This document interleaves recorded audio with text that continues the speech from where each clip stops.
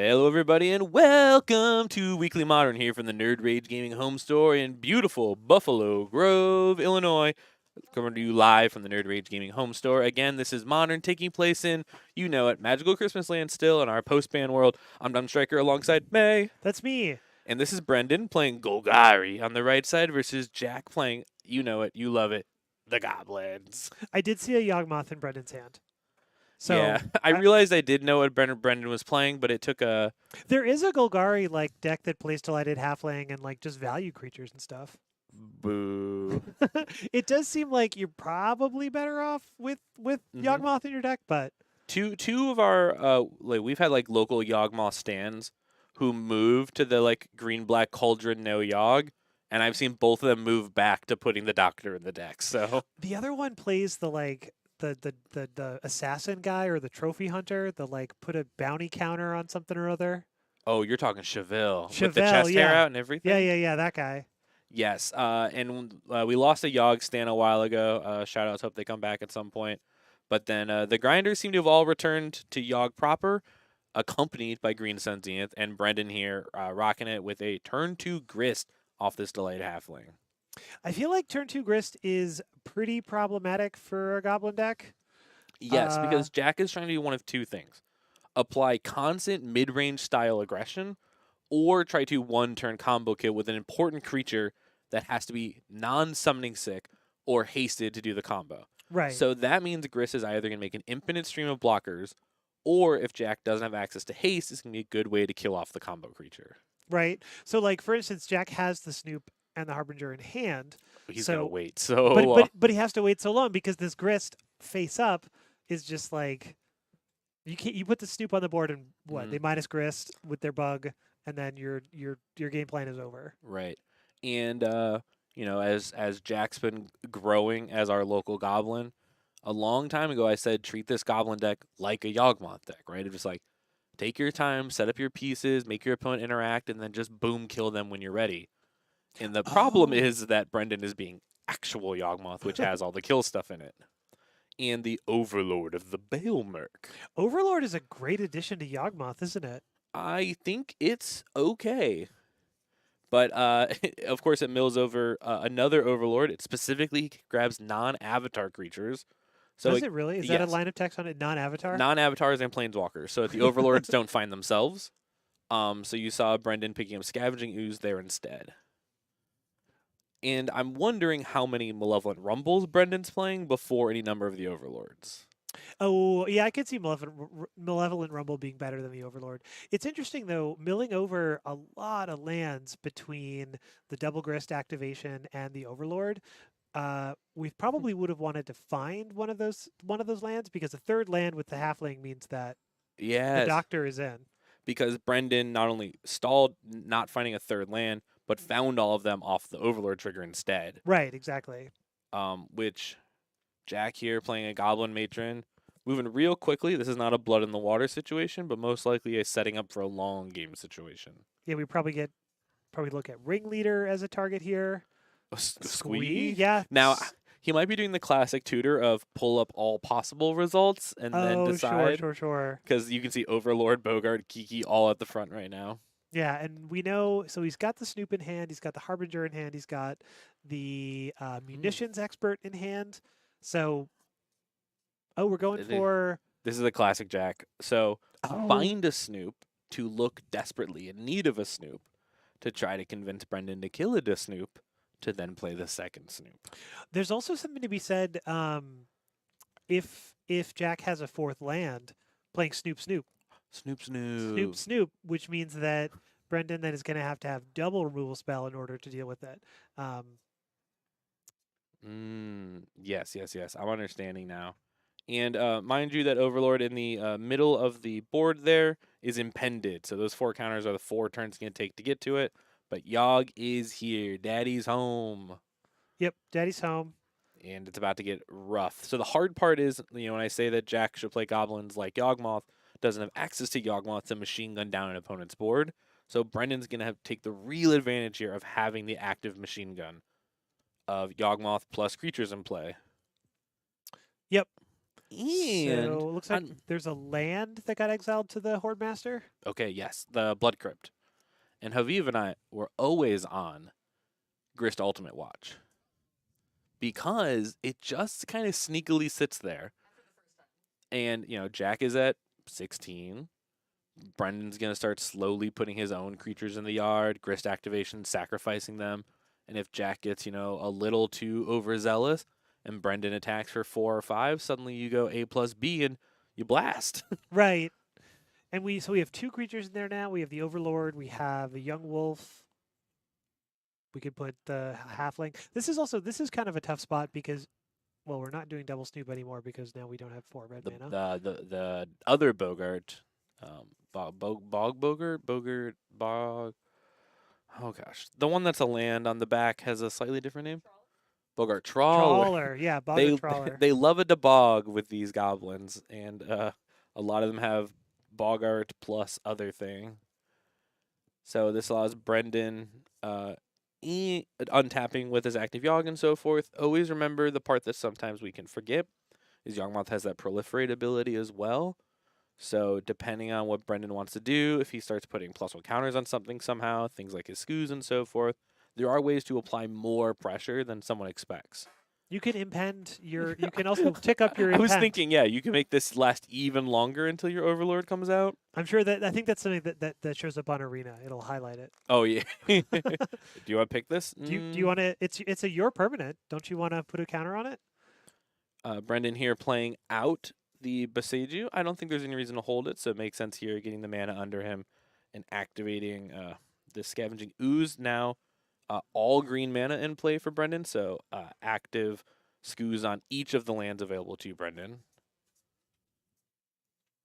And now this grist all the way up to 7, milling over Agatha's Soul Cauldron, a card Brendan may have wanted, but also doesn't super need right now.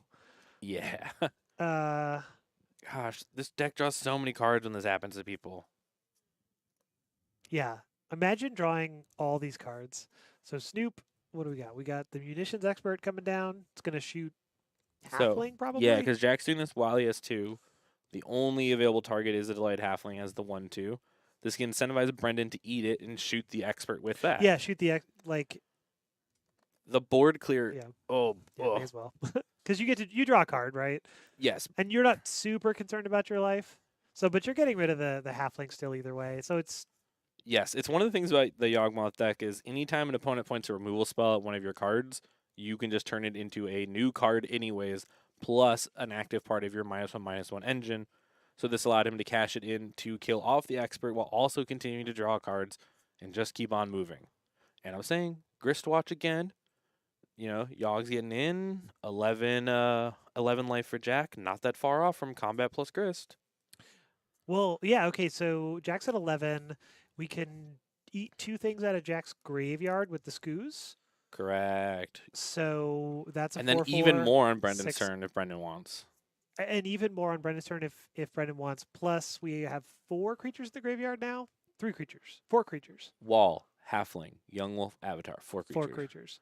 But Brendan can turn every creature in play into a creature in the graveyard if they would like as well. Yep. Here's a Bowmaster that's going to shoot, I believe, upstairs. Snoop's a 2/2. Yeah, upstairs. But again, this is Brendan getting ever so close to just pop that Grist. This feels like it's probably a lethal attack. So throw the 2 Bowmasters at the Snoop, which will use none of Brendan's mana. Right. Put all 5 of Brendan's mana into eating all 5 of Jack's creatures. Yep. That's 7, 8, 9 damage, and then pop that Grist, and that's a tenner. Oh, I guess we're just using... Yeah. No, we used the Orc token to clear the way with Grist minus. Okay. Works too. Because Brendan's presenting a lot of damage anyways. And this keeps the Bowmaster, which I think is that 1 point that we were missing. I think it probably was still lethal the other way. So this is an attack for 5, 6, 7. Mm-hmm. So puts Jack to 4, which means that Grist Ultimate would have been lethal. And Jack's at 3, which would have been Bowmaster plus the 2 more Scoos activations. Yeah.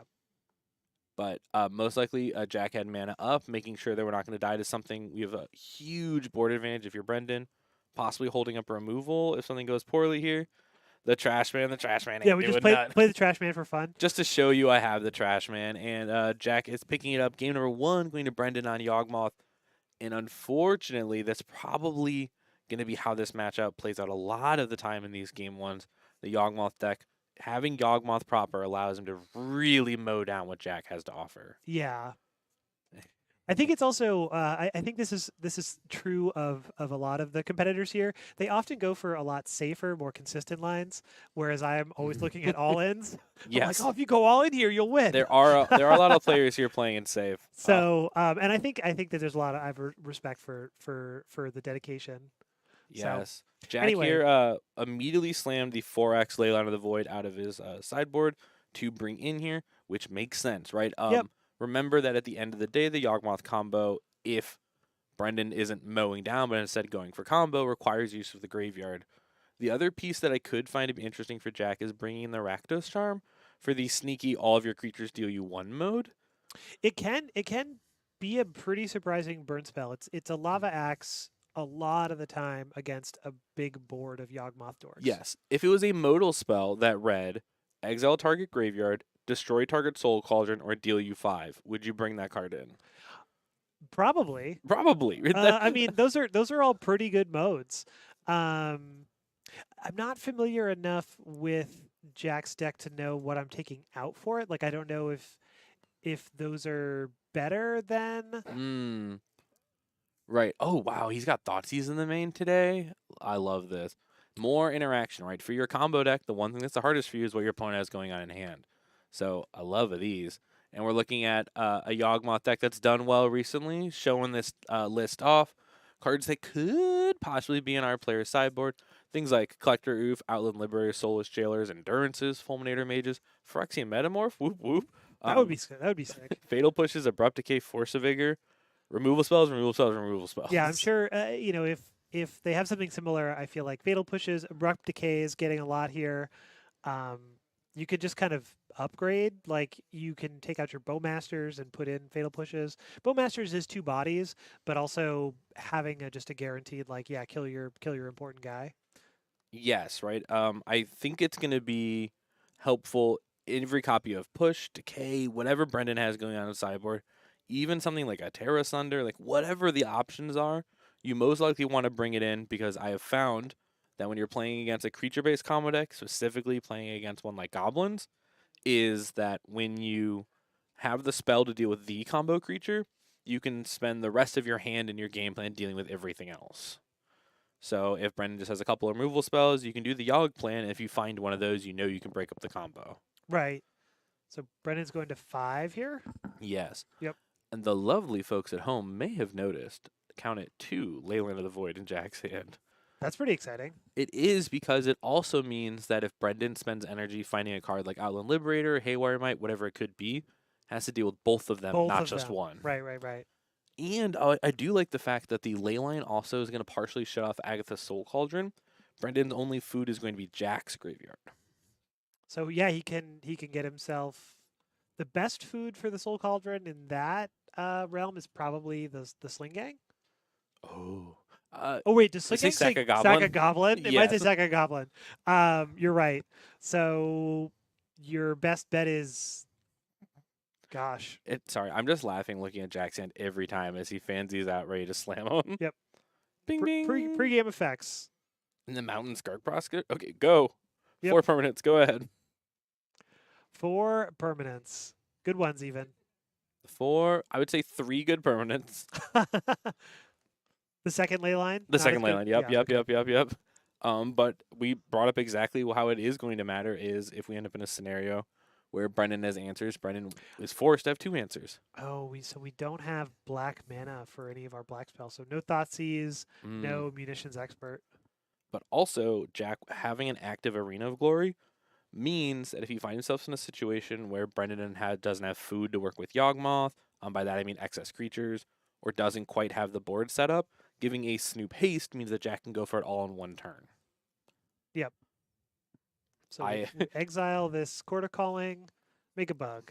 In a practice game I was playing before Modern tonight, I activated my Oh Arena of no. Glory to give my Ragavan and my Ajani haste. Ooh, that's pretty And I good. went, oh, this instead of dashing, they can both have haste. And the pass back is definitely important. Remember, maybe a little bit of leyline blindness here. Jack, oh, that's 5 black cards in So hand 2 thought seizes, 2 munitions expert. and a sling gang. I mean, the upside to this hand was so high to fight a Yes. black source, right? So high. And the hard part is these couple of free turns Brennan's gonna get in the middle with his Outland Liberator. I'm gonna take a brief break from the game and disagree with chat for a second here. The art of Chandra holding loot like a baby. Chat is giving it a 0 out of 10. But I'm gonna give that at least an 8 out of 10. Not a and 10 out of 10, but I think Loot is a little guy who deserves to get held like a baby. Like now, Chandra holding Loot like I hold my cat. yes. But I will say the 11 out of 10 is the Akira slide Chandra. The Akira Okay, Chandra is sick. that makes the Akira The Akira movie poster tokens, yeah. token, yeah, that's sick, super sick.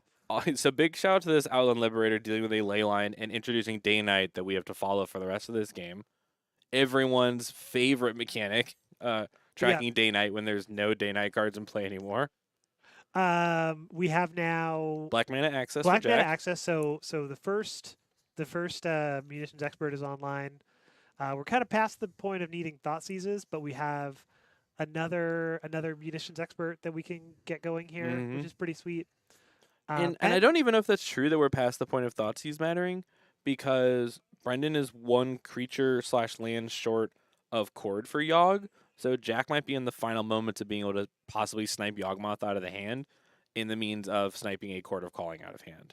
And I Nope. take back everything I said. Yeah. Brendan took a while, got this 4th land pulled out. Never didn't have it. Okay, take Here back everything I comes said. Cauldron. Yep. Time to try to get this going. Cauldron. If you're Jack, you're like, yep, resolves. Sure. Yes, I agree. Here come these little 1/1s poking in insects. Jack, is that another black source? It looked like a land. Oh, is it Andy's Hovel? Oh no, it's Oh, I wish it were Anti's Hovel. I don't think Anti's Hovel is in the 75. no, but I saw a goblin. I thought it was a hovel. It's the Lord. So do you haste the Lord here? Do you exert? Do I haste the Lord? It's just a 1/1, right? Well, I guess yeah. We thought seize first, and then we decide if we're hasting the Yes, Lord. Jack gets his Thoughtseize. I really, really want to hit a Chord or a Yogg here.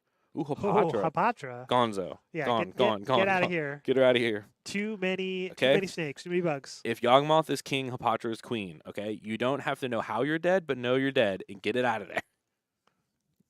Here comes the Lord, beefs up the boys. In comes Jack for damage. Yep, I think we did not haste. And Jack pointed at Grist. Pointed at Grist. Wait, that Walrus is not in play. Whoa, yeah. Whoa. Yes, Yeah, please. wait a second. That's from the hand. Oh, Oh, no, we figured it Okay, out. Brennan got it. Brennan got it. Wee-wee. Scooby-woo. Hey.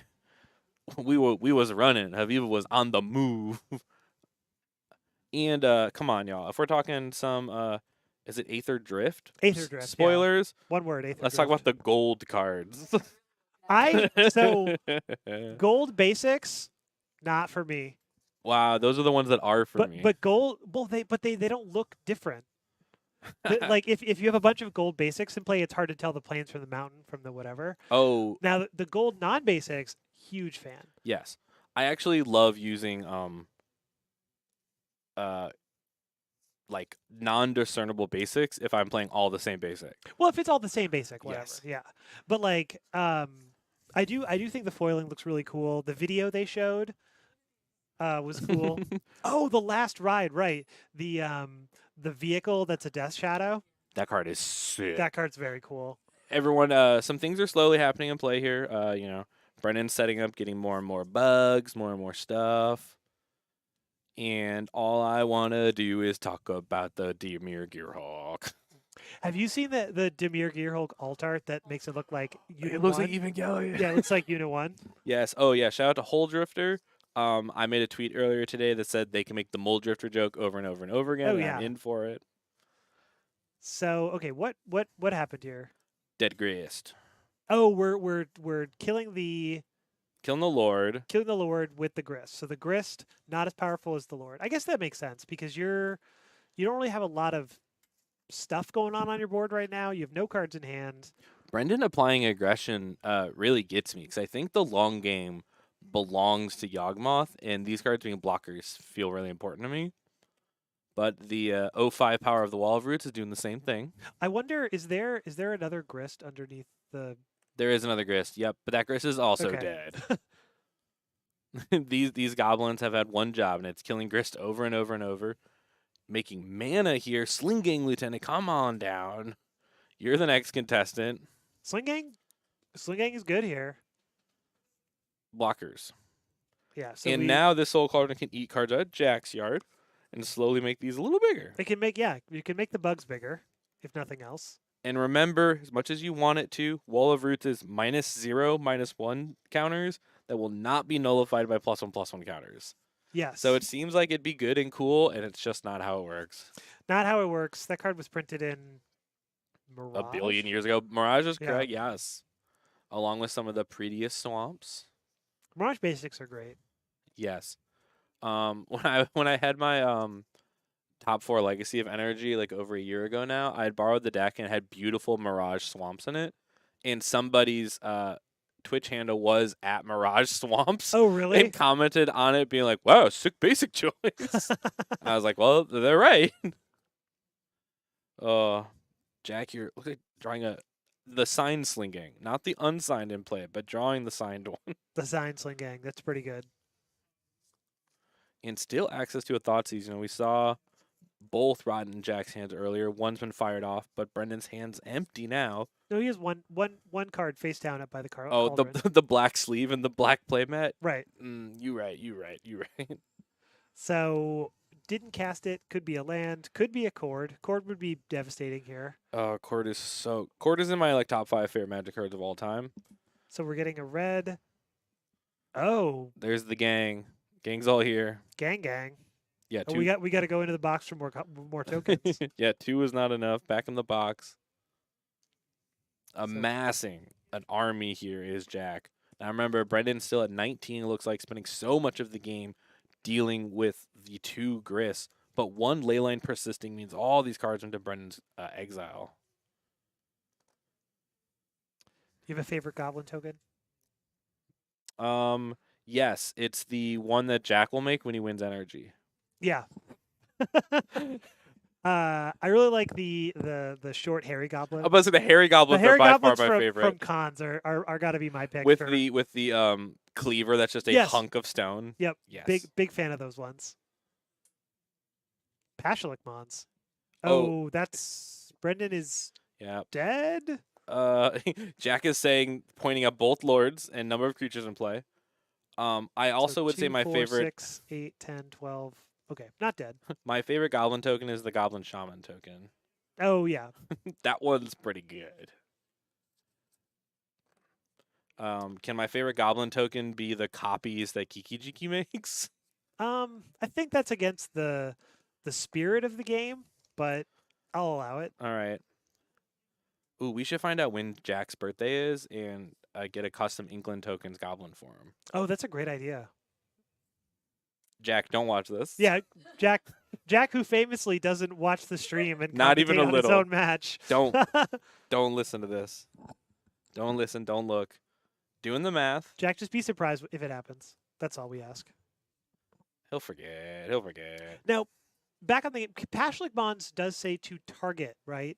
So yes. if a Yes. goblin is dying, it could ping one of the creatures. Yes. So the Sling Gang is draining for life. Pashlik Mons is spreading out the love to other locations potentially. Yes. The Patchlick Mons is, and bear with me here, kind of Jack's Yawgmoth of allowing him to turn his creatures into 1 point of damage thrown at something.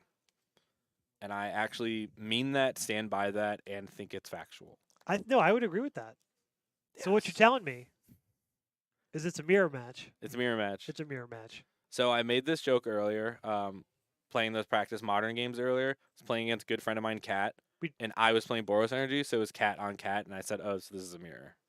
Oh, this is really interesting. Okay. Soul Cauldron Loop. So we played the Soul Cauldron to turn on Fatal Push. So cool. That's really cool because Because the card has to Revolt, leave. because the card has to leave the battlefield, right? Because Revolt was actually designed with bouncing your own things in Aether Revolt. Exactly. So I guess we're just deciding what we want to do with Fatal Push on the stack. Because Brendan is pushing Jax Yawgmoth, aka Patchlick Mons. Right. Oh, speaking of good goblin tokens, you know the really, really, really, really, really old tokens? The ones from the Unset or whatever? No, even older. The ones that look like an Onslaught card or whatever, like the really old tokens. I don't think I know those ones. That's okay. We'll check them out later. Folks, if you know what I'm talking about, like the mega, mega, mega old tokens, those are some cool looking guys. Stuff like this. Oh, those ones. I don't think I've ever seen that one. That one is cool. I think it looks like it's from Legion. That's pretty cool. So cool. Oh, wow. I was right. I said Onslaught. Let's go. Jack throwing a couple of the homies at Brendan, it looks like, in response to this Fatal Push on the Patchlick Mons. Yep. And then we took down the halfling. Good. Love it. Like it, love it, want more of it. Then Patchlick down. This game is going surprisingly well for the Gobos, and not a lot has changed outside of the double ley line. Right. Just kind of building up a value game. And Brendan has not had a single Yogg. Not having a single Yogg is not where the Yawgmoth deck wants to be. Not where the Yawgmoth deck wants to be. So we're gonna fire off this Thoughtseize. Who you got? It's endurance. Okay. Okay, eat it. I mean, that's a 3/4 flash. It is a 3/4 flash. Yeah. So huge. we're playing a Harbinger. Bogard Harbinger. So go find something. Tutor to the top. Well, he sells this arena, so he's just gonna go find combo, right? No, because he doesn't. Oh, because he can't. Because the Yeah. Bogard has to be. Yeah. The Yeah. Bogard has to come after. Yeah. So getting a Lord, whether it's Trash Master or the Horde Master. And getting a big old Lord here for Jack to just continue to apply pressure over and over and over and over. And the Dryad Arbor has entered for Brendan. Off the top. And now it's it night. becomes Now it's nighttime. Yep. It's super important. Now it is nighttime. I mean, there could be more than one Outland Liberator. Yes, absolutely. So. And Brendan could have Rift Sweeper to put it. I'm sure he doesn't. Out of exile.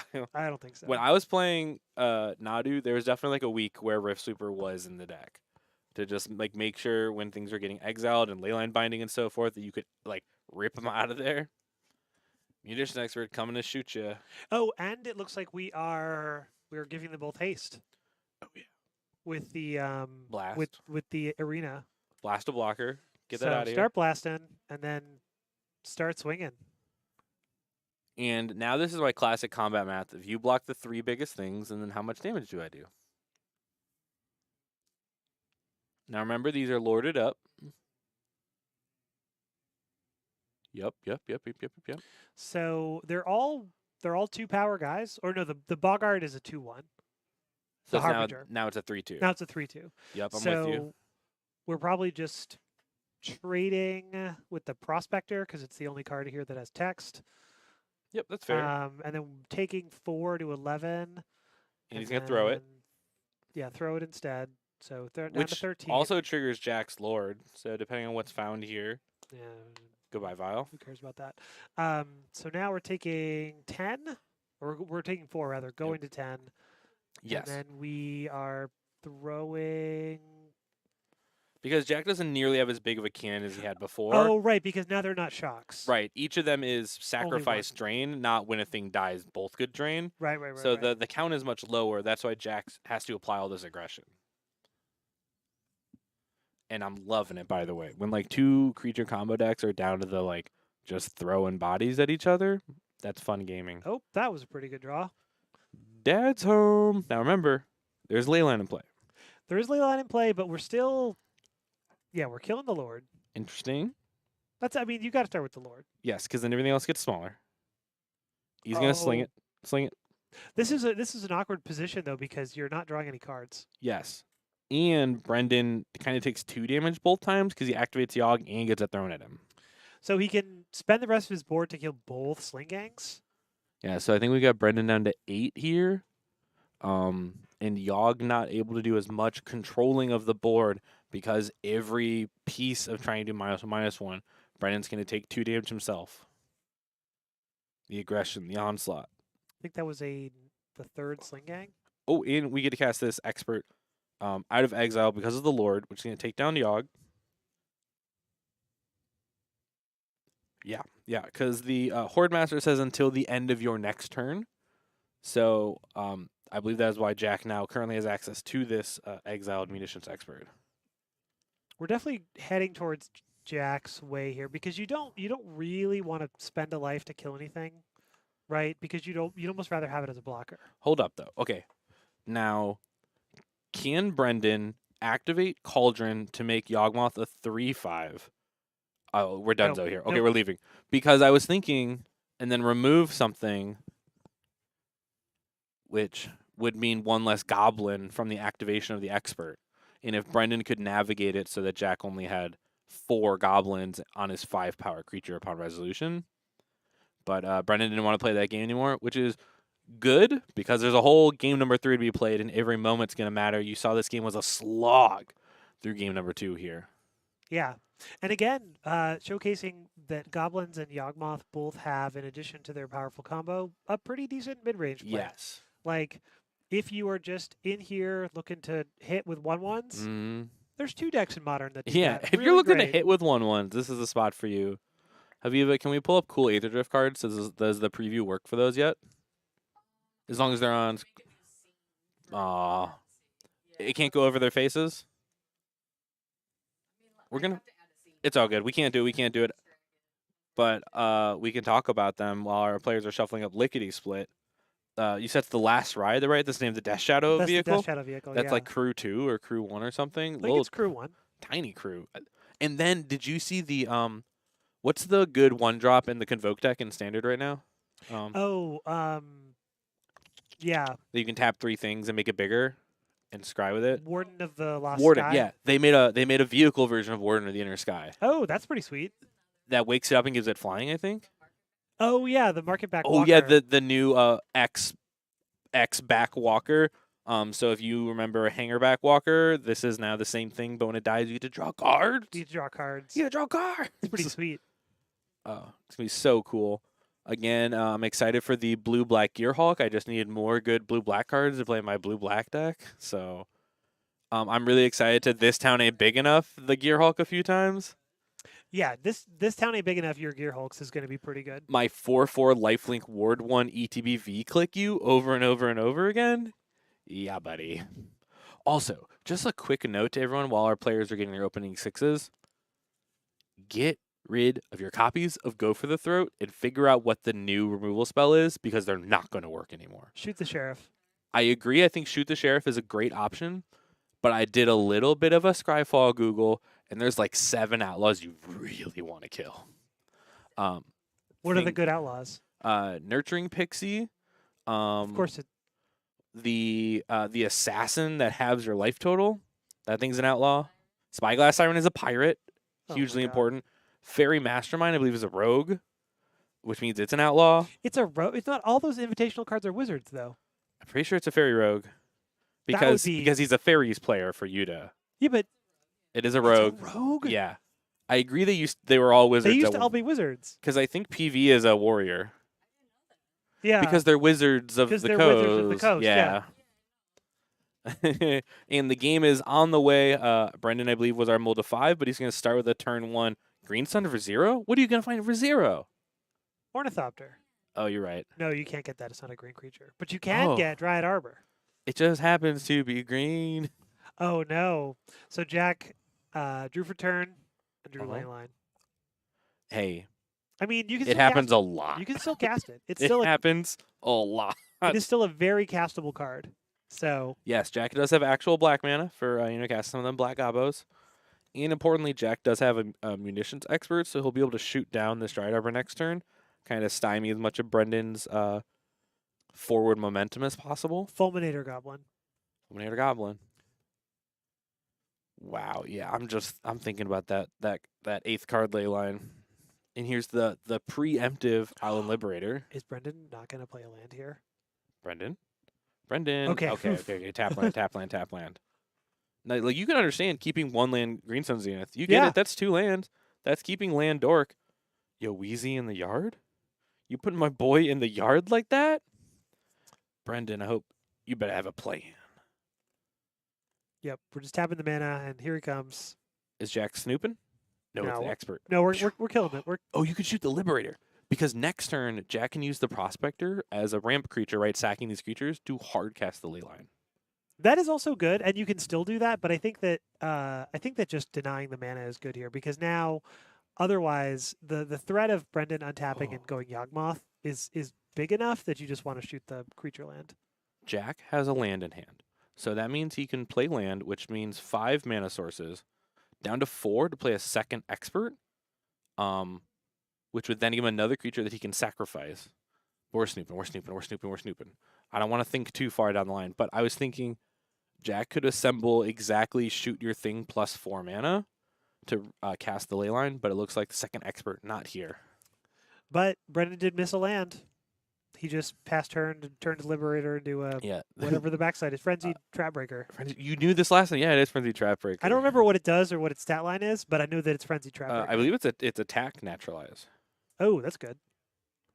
Green Suns for 1. Get Halfling? Wheezy, Halfling. No, you got to get Halfling because you're mana starved here. But unfortunately, the fire is in Jack's eyes because that's a Harbinger in hand. And Jack is about to untap with Snoop. Oh. And Brendan is tapped out. Oh. So ladies, we're about to take a ride to Goblin Town. Friends, strap in. Population, infinite. Jack attack. Here comes the Jack attack. Oh yeah, make it uncounterable for the Rubbins. 1, 2, Snoop off the top. Oh. Because Jack has a land in hand. He's going fast. Because the Skirk Processor can also sacrifice any of these. Right. So Jack's setting up as much mana as possible. Because Jack says, I want to make sure that no matter what happens, I have a Snoop on board. I don't know what you could be doing with your free mana. Jack dies to RCQ top 8 promo. Force of Despair. Yeah. And dies to not Endurance. No. That won't interact here. Because I'm trying to walk through all the free cards, right? Like, how are you dead? Brendan with a Force of Vigor in hand, trying to fight on the free axis. But Jack's not playing that game. And there's the Wombo. Yep. There's the combo. For those who do not know, the conspicuous Snoop will get a Kiki Jiki on top, giving Kiki's ability to the Snoop. You go tap, target itself, make a tap Snoop, repeat over and over and over and over and over and over. When you've made enough, you activate it one more time, target your Harbinger, which now re-tutors the top, which becomes Sling Gang. All of them gain the ability, sacrifice, drain for 1, and Jack throws all the goblins at the folks. Congratulations, goblins taking it down 2-1, winning both post-board games against Yawgmoth. That's pretty impressive, gotta say.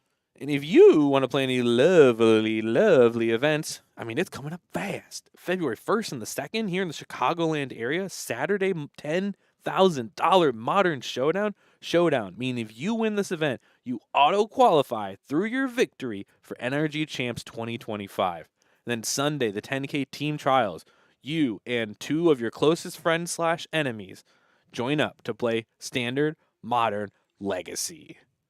In addition, we're going to have events in March 15th and the 16th in Madison, Wisconsin. May 10th and 11th, we're coming back to the Chicagoland area. In June 28th to the 29th, heading out to Indianapolis for that makeup event from the end of last season. With all that being said, thank you all so much for joining us here for round number 1 of Modern coverage. We still got 3 more rounds, so please don't go anywhere. We will be right back. Bye.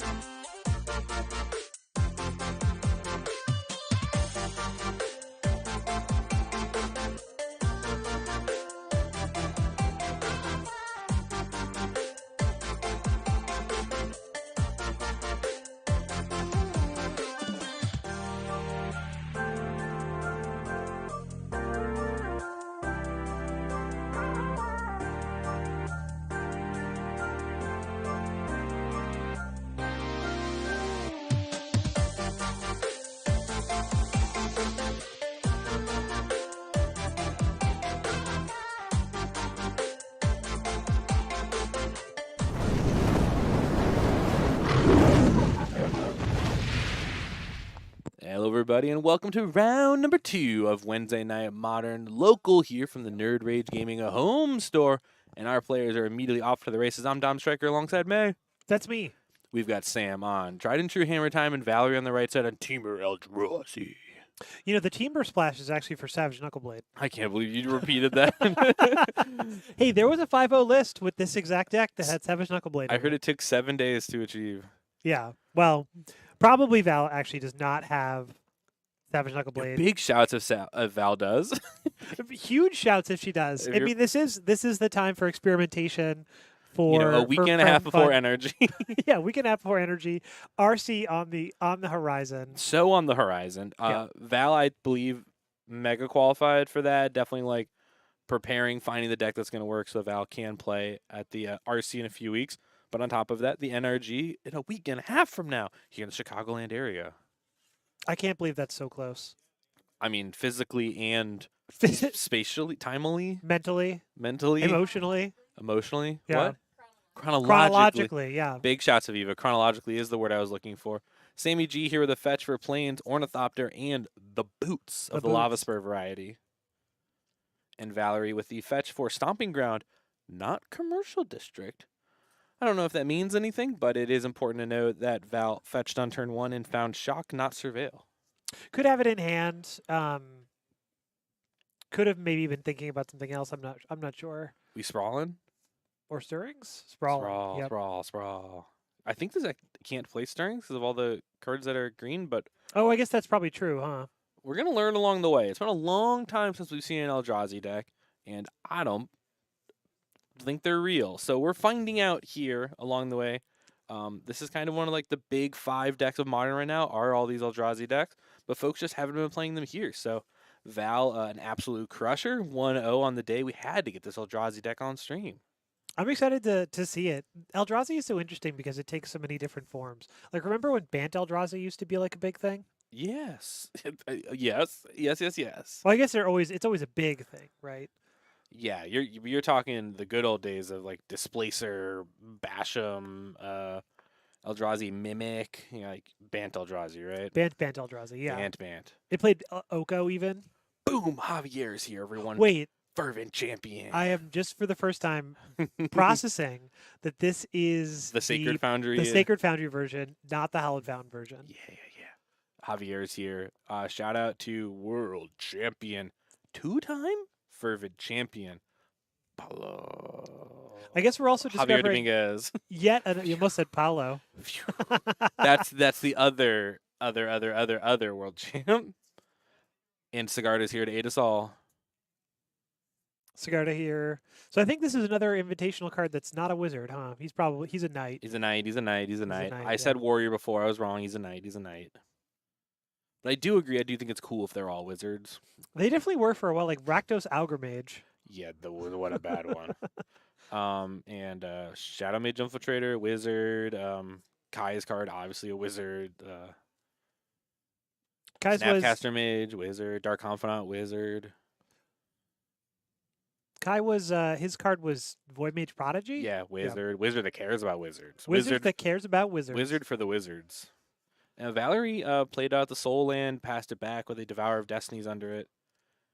And we did enter this game kind of immediately on turn 1. I have to assume Valerie did the Devourer trigger before we got here, because it was sitting on the tray there the whole time. Yep.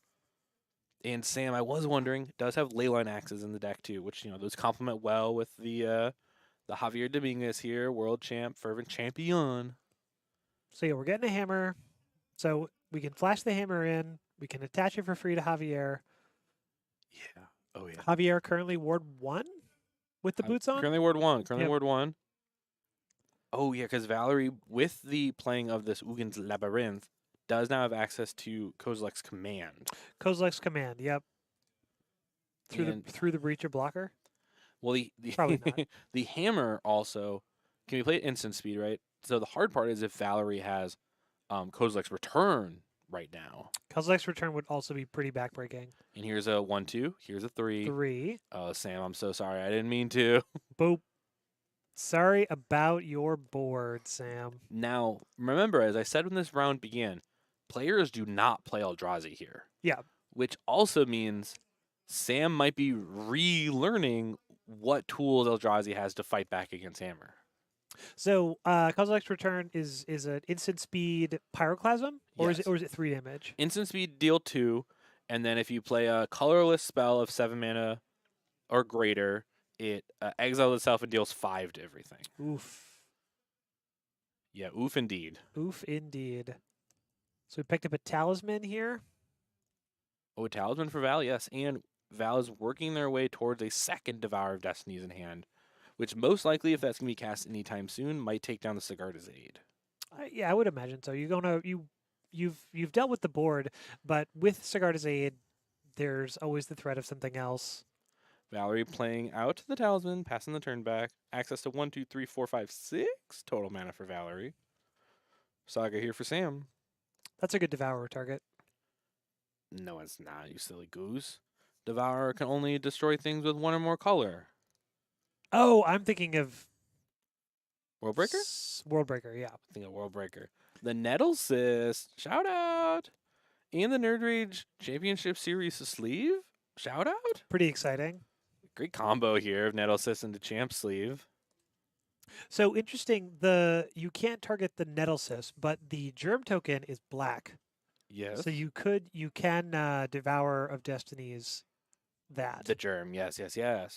And the Germ currently is a 3. A 1, a 2, a 3. Yep. Wait, no, it's artifacts or enchantments, so it's way more. It's 1, 2, 3, 4, 5. Nettlecyst is also enchantments? Yes. Ooh, wow. Okay. So, life total is currently in the Shadow Realm. All right, Malevolent Rumble. Love a Rumble. Love this card. Absolutely love this card. Ooh, there's Worldbreaker. And Eldrazi Temple. So remember, what's awesome about Rumble is it creates the Eldrazi token upon resolution, truly making this a card that costs 1 mana.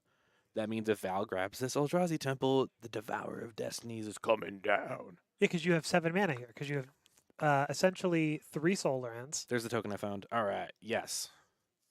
Yes, because Val's going to have the 3 Soul Lands, Sacrifice of the Eldrazi. Yep. Devourer of Destinies. Devourer of Destinies. And then the question is does that card need to eat the Germ or eat the Aid? And the only threat is the Germ. Only threat is the Germ. Do we have enough mana to pay the ward? No. Yo, shout out Germ token. A Germ token has appeared. That's great. We didn't do that. I don't know who handed Sam a Germ token, but someone did. You would think, of all people, Sam might have a Germ token. I think this is the first time Nettlesis has re-entered the chat, so... Yeah, I guess that's true.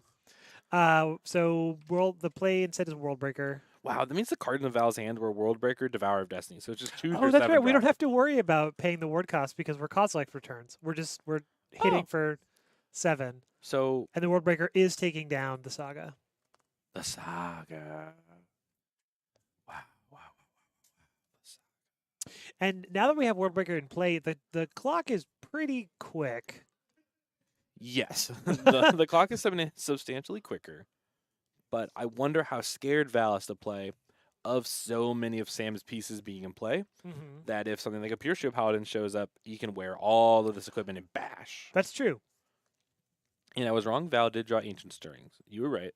Stirrings is an option here. I think there's still enough permanents that Stirrings has a lot of hits. I think the only misses actually are the cantrips themselves, Stirrings and Rumble. So 7 mana. Here comes Devourer of Destinies. Ancient Stirrings can find Kozilek's Return, by the by. It sure can. That's so cool. That's the thing, because even all these spells have colored pips, but as far as Stirrings is concerned, Devoid. they are devoid of colors. And now our Devourer of Destiny is coming down, it looks like here. Sam might be responding with a fetch. Could be going for Surge of Salvation to protect whatever is being targeted by the Devourer. Good. Obviously had plenty of mana before that, but just wanted to take some game actions. Magic players love that. We love our. I guess I'm not sure. I'm not sure what the strategic advantage of it. Oh, there's a 4-drop. What? Flash in the Axe. Oh, sure. Cast the axe with flash. Why not? Because before the aid goes away. No, that makes sense. That makes a lot of sense. Because I think Sam is very, very actively drawing to Pure Steel Paladin right now. That's true. You want to draw Pure Steel Paladin because you want him to pick up an awful lot of stuff. I believe if Sam finds a Pure Steel Paladin, it's close to game. But Sam at 10, these big titans will take no prisoners. Does the paladin would the paladin have trample? The axe gives +1/+1 double strike trample. Double strike. Ember Cleave who? Okay, well, that would probably do it then. And I guess it's also just mana efficient to flash it in on your turn or on Val's turn while you still have the opportunity. Yes. Ooh, inside this Ancient Stirrings, there's a Emrakul, the Promised End. It's pretty That exciting. card's so fun to resolve. So if the top of Sam's deck is kind and it's Pure Steel Paladin, so that Pure Steel Paladin is a 2/2 that's going to get +10, +4, +1. So it's going to get +15, so it's 17. Double strike Haste. trample. Double strike trample, ward 1. Is that the Paladin? Nope. Ornithopter. Hey, what's up, buddy? It is not the Ornithopter. And, Sam dead on the backswing. But that's a great play to your outs moment, though, right? Play to your outs. I had to explain the term play to your outs to someone over the weekend. And I think we take for advantage being active Magic players and, using the Magic vernacular over and over and over again. But truly, the self-explanatory of play to your outs, right, is taking active game actions, knowing what card you're trying to draw to, knowing kind of that route to victory with your current game actions. Right. I mean, it's like we were saying last round. What do you call it? Playing for the high roll sometimes, like making the riskier play, knowing when it's necessary because your opponent has a better board state or has inevitability or what have you. Shout out to our deck overlay. Already inputting the Aether Drift basics. And these are the very cool ones. The first person ones, it makes it look like you're inside the car alongside the racer. Awesome. Yeah, it's from the Scryfall update. Sideboard cards that Sam has access to. 2, Consign to Memory. 1, Orm's Chant. 2, Spell Pierce. 3, Pyroclasm. 2, Wear Tear. A Graph Digger's Cage. 2, Pithing Needles. A Relic of Progenitus, and a Soul Guide Lantern. I got a feeling Pyroclasm not good here. Okay. What card could possibly good against somebody playing Eldrazi's? Oh gosh. Well, I've heard that maybe countering their spells is good. Okay. So great. countering a colorless spell, great. Ooh, okay. And countering some sort of triggered ability, also great. Oh. So we gotta believe that consign to memories are coming in. I'm on board. I don't know if Pithing Needle is making an appearance here for World Breaker's activated abilities. It's probably not. What I am interested in is not the Relic of Progenitus, but yes, the Soul Guide for specifically tagging Kozilek's returns. Yeah, I think there's something to be said for tagging the Kozilek's returns, and it's a tutorable off of Saga, so it's not the hugest of costs. Right. Depending on how strong any of these cards feel, maybe an Ornithopter can become a Soul Guide Lantern sort of situation. It's also, I thought this was Boros because I said it was not a Hallowed Fountain deck, and I'm wrong. It is in fact guy for the counter spells. It is still a Hallowed Fountain deck because we have Spell Pierces and Consigns. Yes. Somebody also very wisely points out that Soul Guide Lantern can mess with Delirium, which is not insignificant. Yes. Sam has not seen the Emrakul yet. The more in tune you are, the more likely you are to know that the end may be promised. The end is promised. Yeah, I'd love to see an Eldrazi deck. So we're going to 6 here. I think this is probably also pretty close to what Val is playing. Yep. Oh, they've got Null Drifters. That's very cool. Shout out to Mull Drifter jokes. No. The sideboard here, example from a recent challenge, we're talking cards like Soulless Jailer, Consign to Memory, Kozilek's Return, Force of Vigor, Chalice of the Void, Tormod Script, Liquid Metal Coating, Stone Brains, count them 3, and a Torpor Orb. Oh yeah, it's a Karn the Great Creator deck. Right. So we have a couple of things we can bring in. Probably we're bringing in the other 2 Kozileks. We may be even thinking about these Force of Vigors. Absolutely. Because excuse me. The thing is, I bet they're harder to cast for free because your World Breakers are so Microspawns. They're not doing the job. But with Val's Utopia Sprawl ramp, that kind of allows an additional double green source, right? Those are kind of I green. guess there is. You can just cast them for 4 mana. Yes. That's something that you can do with your Force spells. So I think Val's bringing in this middle package of Consigned, Kozilek's Return, and Force of Vigors. And I think we're gonna have a lot of consign wars back and forth, as a lot of triggers and a lot of colorless spells in this mirror, if you will, Is this definitely a mirror match? of colorless spells and triggers versus colorless spells and triggers. I also see that Sam did bring in Wear Tear, maybe looking to tag Karn artifacts. Oh goodness! All right, Everybody, are you okay? Everyone, did you brace for impact there? this is in the feature match area tonight. We have seen some Two double ley lines. pre-game actions taken from players. Hey, in the spirit of modern, why cast your spell? Why cast your spells if they're free? Exactly. Why cast a spell? But anyway, I was saying that Sam, in addition to having double ley line, which is exciting, does have Wear Tear. So did bring in Wear Tear, looking to tag targets that Karn is tutoring for, or even just the what do you call them? The sprawls. The sprawls, or the talismans. So I guess there's a lot. Oh, to the talismans, which is your A plus B, right? Of getting an artifact and enchantment if you fuse. So, but the rest of Sam's hand is a second land and Wear Tear. So we're all dressed up and nowhere to go currently. And these axes are expensive to equip. They cost 3 to equip each. Yep. But, So we're getting Stomping Ground. I think maybe the thing is that there just isn't Surveil lands in the deck. Maybe the mana is, tight. and so having lands that come into play tap sometimes is a really big. Fully understand, right? Like, I guess if you're trying to cast Ancient Stirrings, Aether Stirrings would be a fun card if that's an Aether Stirrings. It finds artifacts. It right? finds artifacts or energy. Who knows? Wow, if it finds an artifact or a card with the energy text on it. Anyways, Val, looking at the top 5 here of this Ancient Stirrings, Sam also, like we said, all dressed up but nowhere to go. And even if Sam does find payoffs, the only payoff that would matter is, again, Pure Steel Paladin. Yep. The aid, not going to help. The equipment are already in play. Pure Steel are only access to them free equips. And World Breaker being revealed, so Valerie with some plans for later. Could be going underneath. We could be creating a soul land with it. Looks like we picked up. Oh, that's the part, right? Of you're kind of finding your mana when you find your 7, so that you have a card to put under the soul land. That makes sense. Oh See? my gosh! Oh my gosh! Oh my gosh! That's what it's all about. Bingo! Bingo! Sam's card that he drew for turn. It's a hammer. It's a hammer. Yep. So you want to talk about all dressed up and nowhere to go? Looks like we're tapping our soul land into a talisman.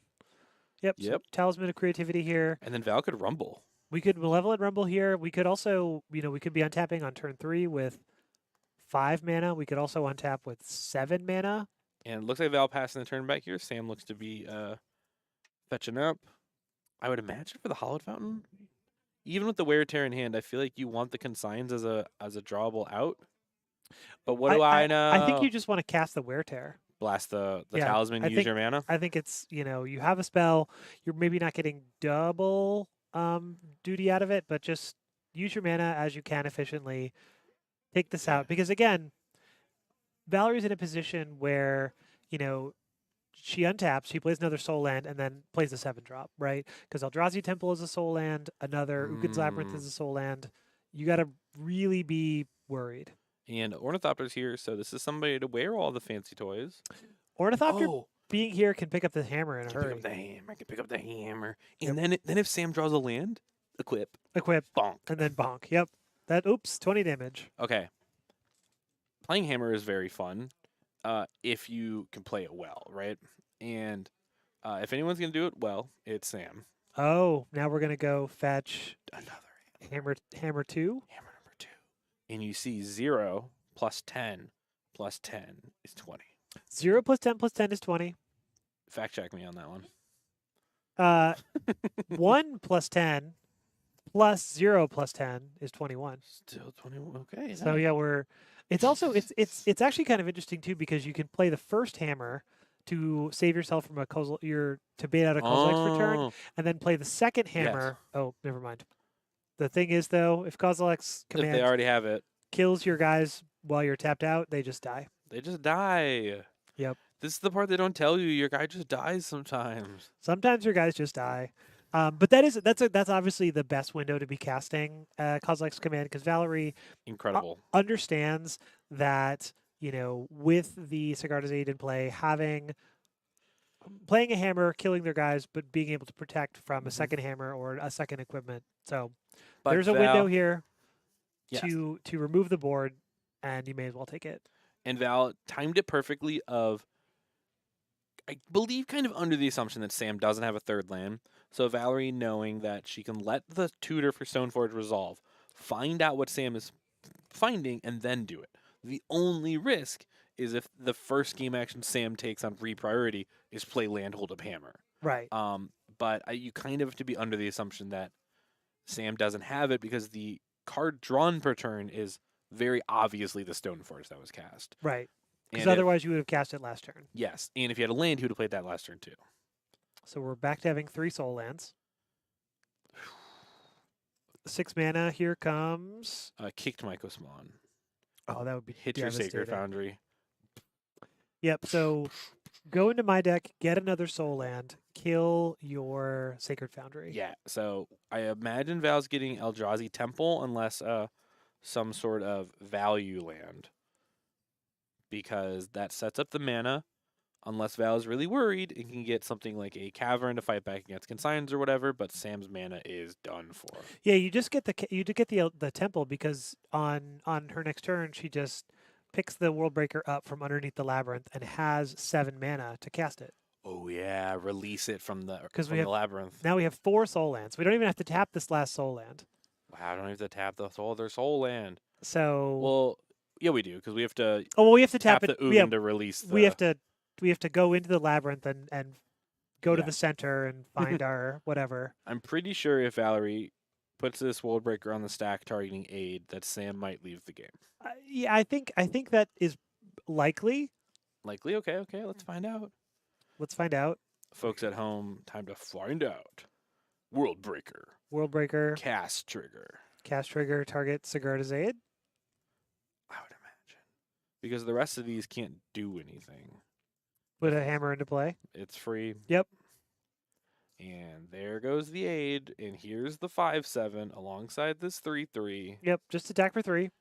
So we need to draw land paladin. We need runner. Okay. Well.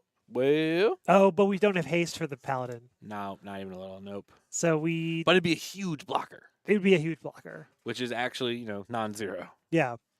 So.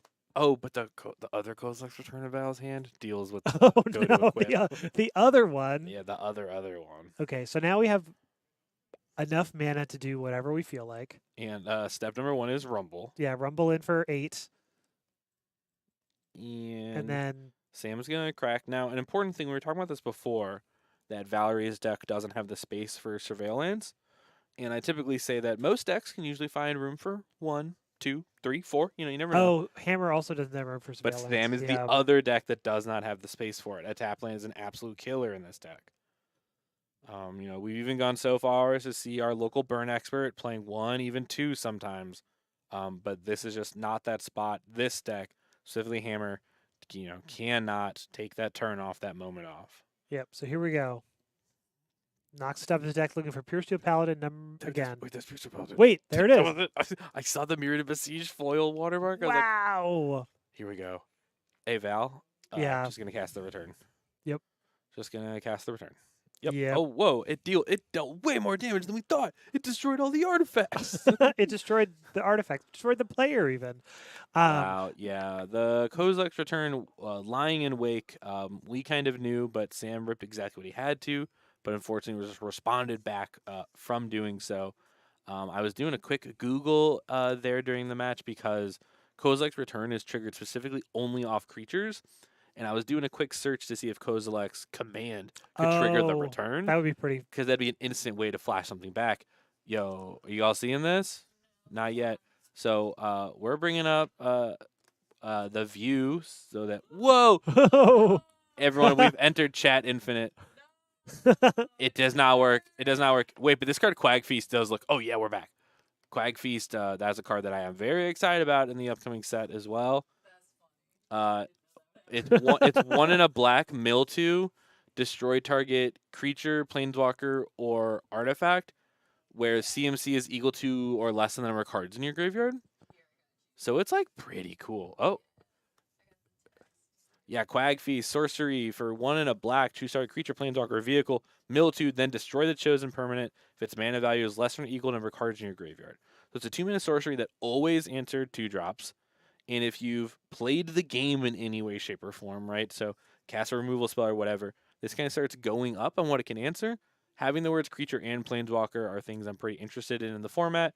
And if you're looking to buy any of those cards, I mean, as soon as they're ready, you can put them on your wish list on nerdragegaming.com to pick up your singles. With the upcoming event next weekend, Aether Drift won't be released yet. But for the upcoming event after the fact, you could even put those cards to be picked up at the event.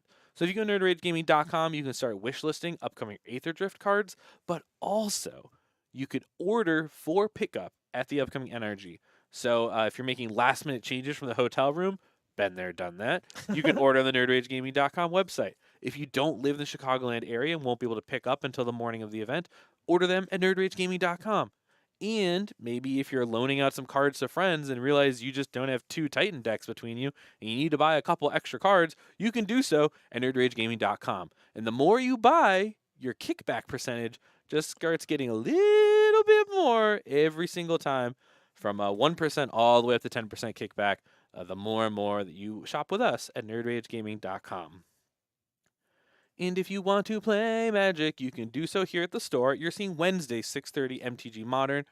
Other times that this stream has gone live is Thursdays for 6:30 Pokemon. But if you're a Magic fan, you can stop by and play some Elder Dragon Highlander. Friday is Boomer Zoomer Night, MTG Legacy Standard, and newcomer to the scene, One Piece. Saturday is playing Digimon, loops all the way back around to Monday Digimon, alongside that Elder Dragon Highlander. And Tuesday, if Magic and Pokemon are not your jam, One Piece and Lorcana are available here in this lovely store on Tuesdays.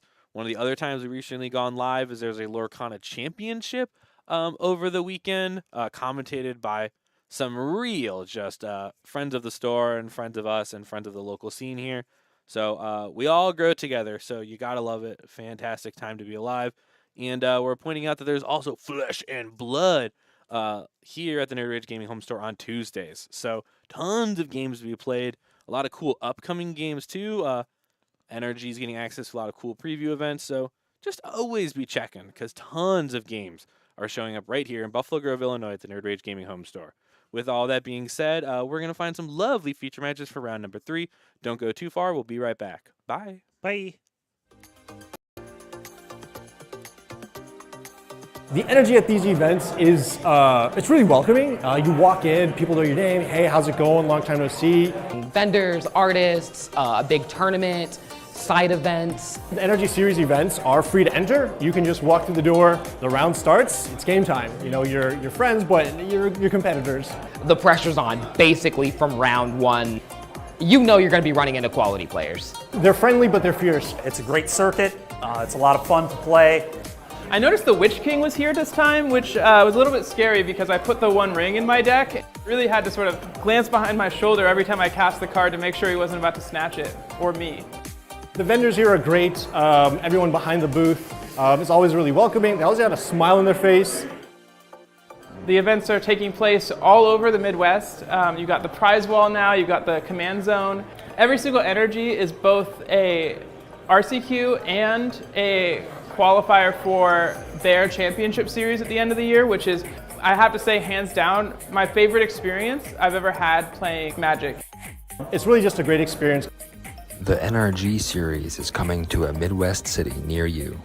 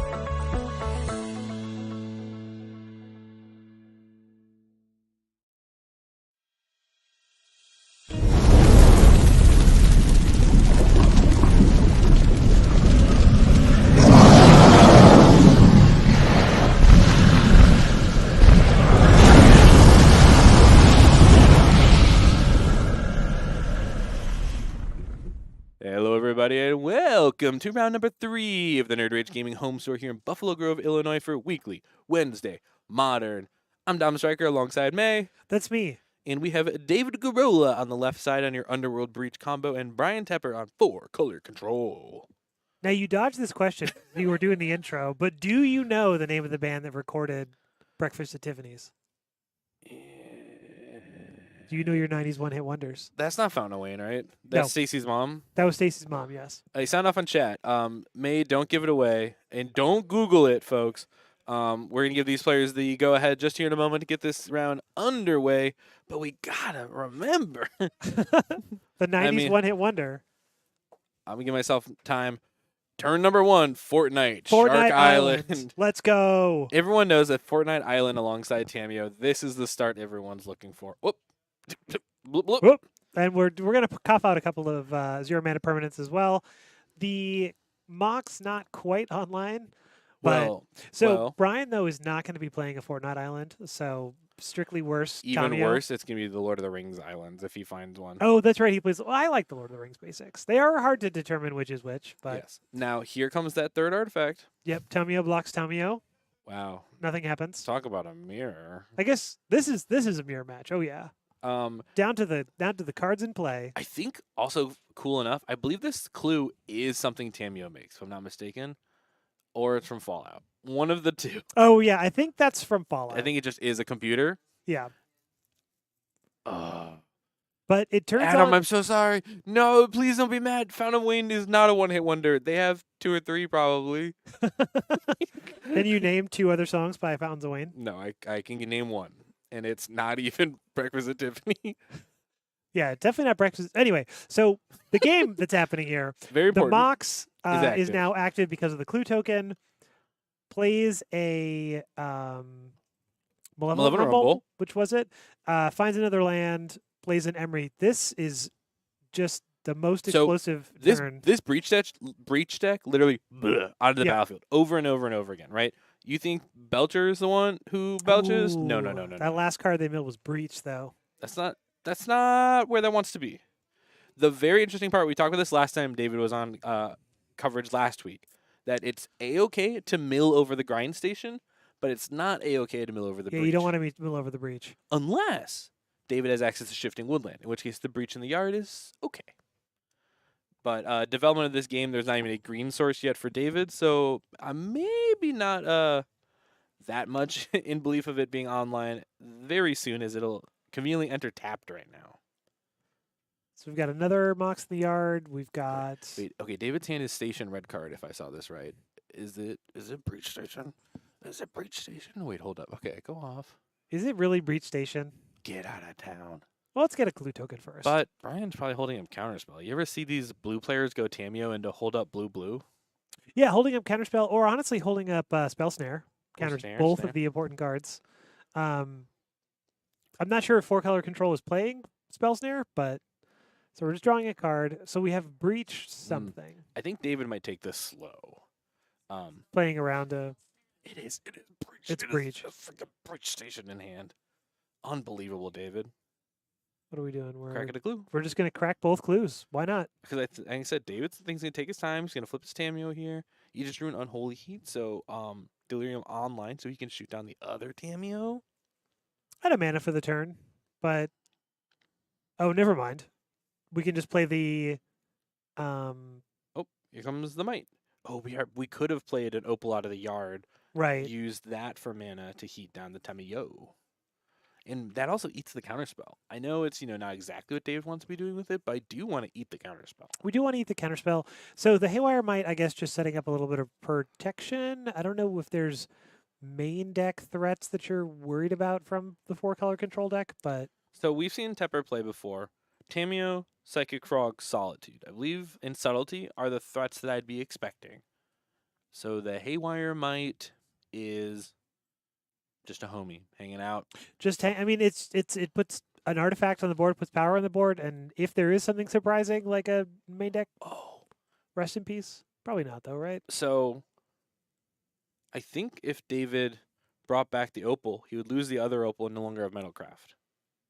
because he Oh. instead brought back Right, because he cracked all the clues. Yes. That's what it is. Okay, yep. because he brought back, I think, the bauble instead here, right? As the other card he could play for free, being the third artifact. So we've caught Right. up. Okay, that's why. That's why. David is a really good Breach player. Now that the deck is back in the spear, he's back in business. Back in business. So this Tamiyo attacking for -1, -1 damage now. which should gain your opponent life. Could you Come at imagine? me. Attacking for negative damage. Attacking for negative damage. Yeah, negative, negative, positive. Attack Tamiyo. Send a message. Yeah, Yep. brother. Message See, received. they're saying he should gain loyalty, right? Yeah. The Tamio should go up one. Oh, could you imagine a Flash Kaido here? That Okay. would have been Okay. Hey, everyone. This is White Orchid Phantom What out of the main the- deck. Okay. what the nut? Okay. What the nut has been called. But secondly, there is a very non-zero chance that if you play against me in the modern event next Saturday at NRG, you're gonna get Kaito'd. I'm talking the modern event, and I'm telling you, you might get Kaito'd. So for the folks at home, if you get paired into me in round 3 or whatever, we're both 0-3, just know that you might get Kaito'd. And I'm pretty excited to do it. So okay, we've got 2 counterspells in hand plus Force Negation. That is a lot of permission. Yeah, but Brian tapped down for the big White Orchid, We did. Yeah, we tapped down for the Orchid. and David might be able to fight through 1 force. The hard part is that exiles. Yeah. So getting this exiled is going to be not good. Not good. And Or so we're Nope. letting it resolve? No, we're nope, not. no. No. Yep, smart. Because this gets it exiled, so it's not We pitched. memorable. Yeah, we pitched one of our counterspells. So we have another counterspell in the tank. So one of the things in a game of Magic is learning from your opponent's actions what they mean for you, right? Brian pitching a counterspell means one of 2 things. He has no other blue cards, or he has second counterspell, right? The kind of the information you can glean from one being pitched to the force, Right. which So- can kind of alter the rest of David's turn and also what David wants to do with future turns. So untapped breeding pool, taking the damage.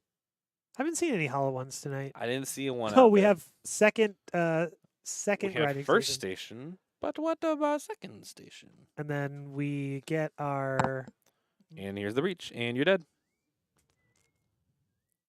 The kill was because there was the second. yeah. So it looks like we're shortcutting to the part where Hey, this is the Nadu shortcut. Here's my deck. yeah. Look, I'll just look through the deck. And Grape Shot all the way down there at the bottom. That's going to be the kill condition. And we've seen David go through this last week.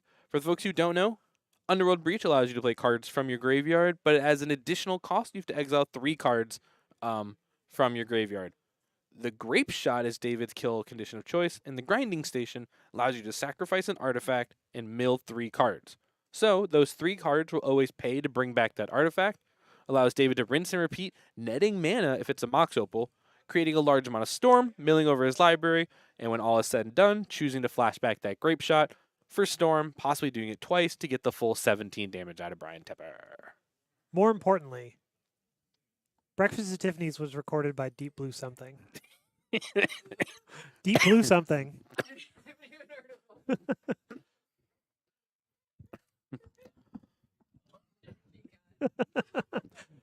Anyway, here we are. Yes. We're looking at Tepper's 4-color control. His sideboard option 76. here is 76. Consigns look decent. Absolutely. Spell Snare looks decent.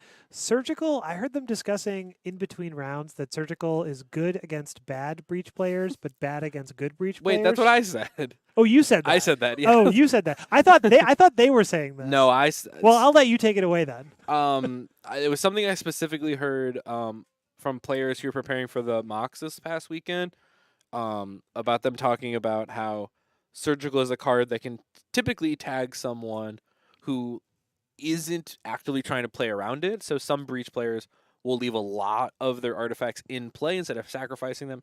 You purposely be prepared to play around Surgical, making sure things aren't just sitting in their yard. Whereas when you might be picking this deck for the first time, kind of learning the ins and outs, you might just be going through game action, sacking baubles, whatever it could be. And then Surgical can sometimes be a real headache for a player.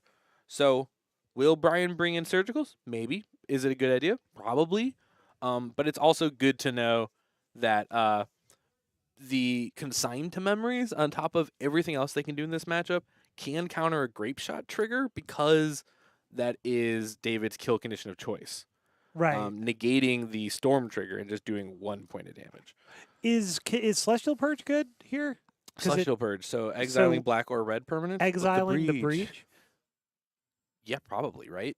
I guess- Because if you interact with those two pieces of the game, alongside Brian's main deck Wrath of the Skies to deal with Urza's Saga, I kind of just want as many answers as possible to the combo, and I'll figure out the rest. Okay, fair enough. Right? Maybe? And the Force Negations are going to go so far, too. Here is a version of the Grinding Station deck. Some cards that could be available. I've seen these. They're tinkering with toys right now in the station decks. Sideboard Urza, sideboard Red and 6, sideboard Jace Wielder of Mysteries, and then a lot of other options to fight back people trying to stop you. The important piece is, does David have a secondary win condition that is a different card from the first one? That is the surgical extraction check. Because if David early on mills his grape shot and gets that surgicaled, well, if your kill condition is second grape shot, if your kill condition is Jace Wielder of Mysteries, a Thought Circle, some other card, that can allow you to play through someone interacting with one of your kill conditions. So I've seen Jace kind of be that glue for a lot of people, being a card that they can bring in that will take game actions, do something, be a Planeswalker.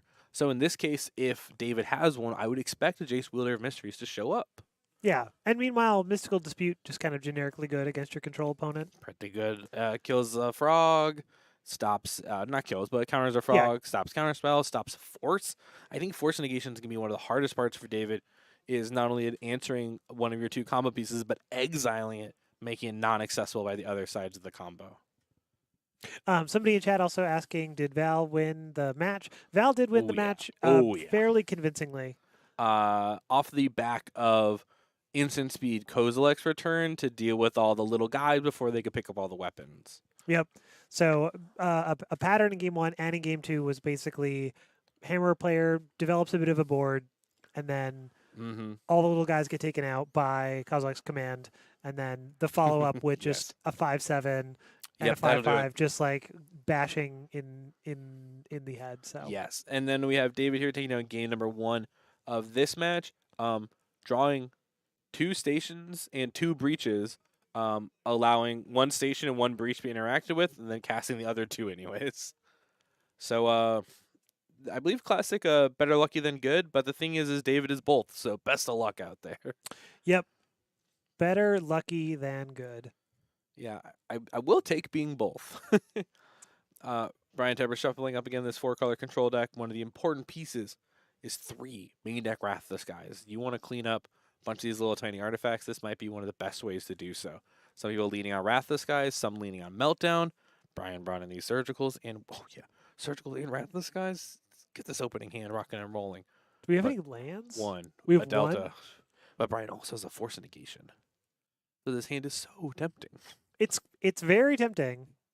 But also your 4-color deck, trying to cast Counterspell and everything off a single land. And trying to cast Counterspell and Wrath of the Skies off a single land? Never. No. So Brian went back. The top 3 cards. I'm a never looker. I don't know about you, but the I've tops never for looked. the Never tops in for my Brian life. were not good. It would not have worked. And David Garola brought in the Urza. He's got Urza in hand. I've seen. I think the last time we saw David playing this deck on stream, there was a bunch of games that were won just because David made a bunch of constructs, and I believe David killed on a Kappa Cannoneer kill. oh, there was also the Kappa Cannoneer. And now I think these Urzas are kind of filling that gap of like, what if I tried this toy instead? And I've seen players kind of fiddling with both.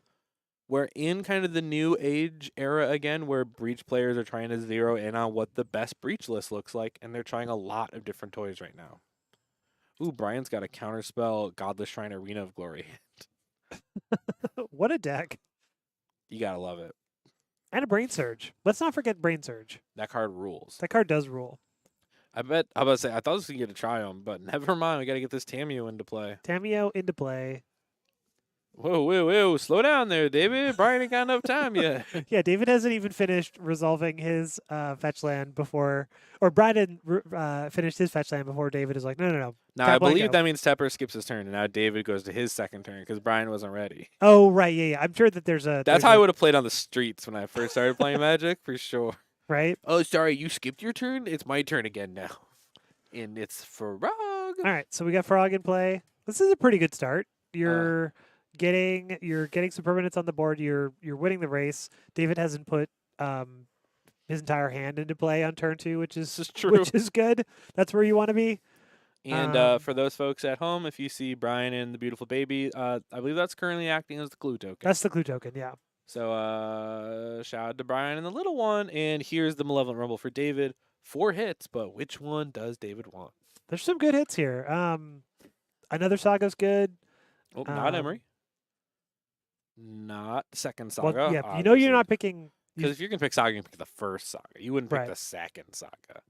So we're deciding between, do we want Second Saga for plan, make a bunch of constructs? Do we want the Amber? Milling over the Embry? Yeah, I think this makes Yeah, sense. I think David's working his way to casting Urza next turn. Oh, we have Urza in hand. That's right. Yes, and the Scion acting as a little bit of ramp here. Malevolent Rumble is so good. Malevolent Rumble is very good. Or as the folks in Sanctum call it, Mumble. Mumble. Now, we let the frog hit here and let Brian draw a card, right? Because we want to protect essentially our Lotus Petal. Would you block with Lotus Petal if you could? Right here, right now? You mean my little Scion? Yeah. I don't think so. Well, I don't know. David kind of is going to play into Counterspell either way. It's hard to decide because Urza is a distraction. A very, very good distraction. So we decided, yep, the frog comes in. Yeah, you can Take have one. it a card. And David Big Rips Garola here with You could also simply not play into the counterspell and just make a construct here, right? love the construct plan. But we know that Brian is a Wrath of the Skies deck. So here's Mox Opal. First artifact in play.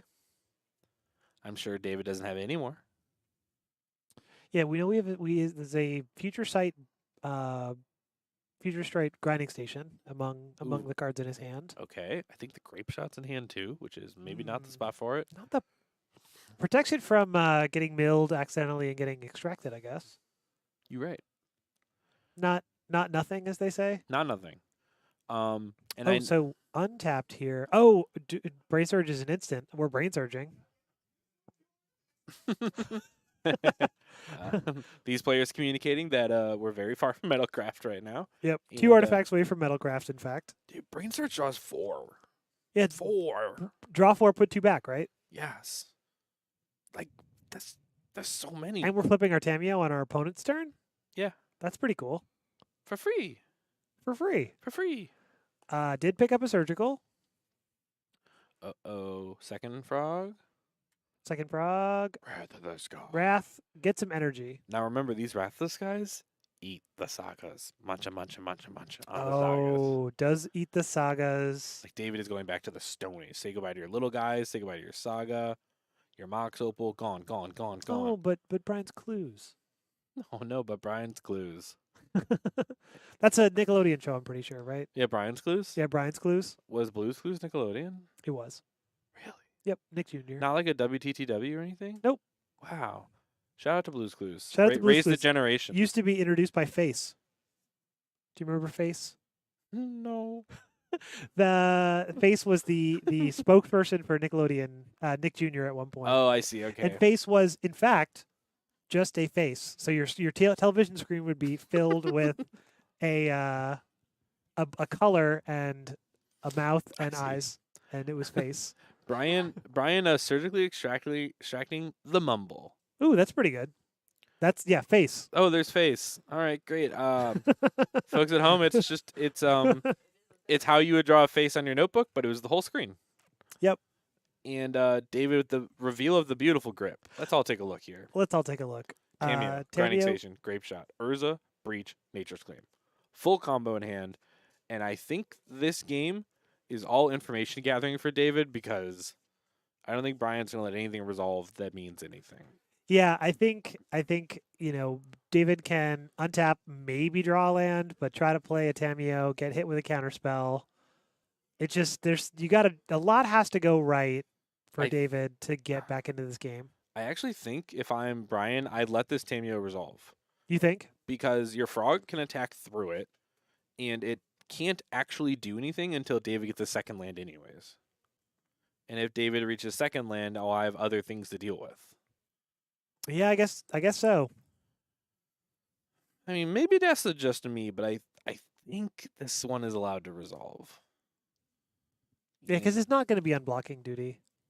Nope. And here's Brian getting a triumph. Showcasing for the folks at home that the Tameo is indeed resolving. Now, there's no green cards, so this Catcher Triumph must be for unlocking domain.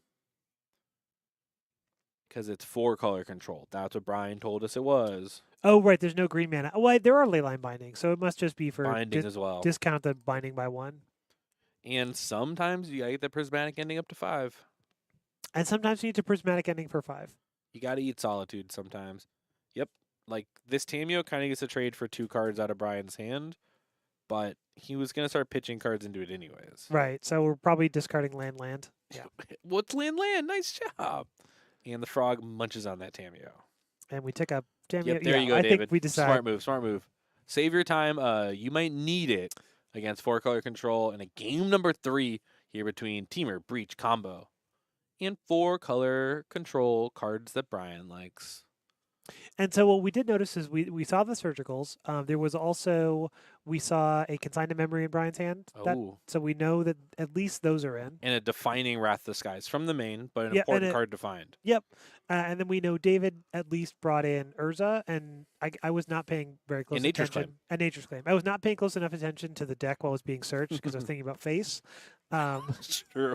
I'm just being honest. Yes, but the cards in hand that we saw that we believe were non-main was Urza and Nature's Claim.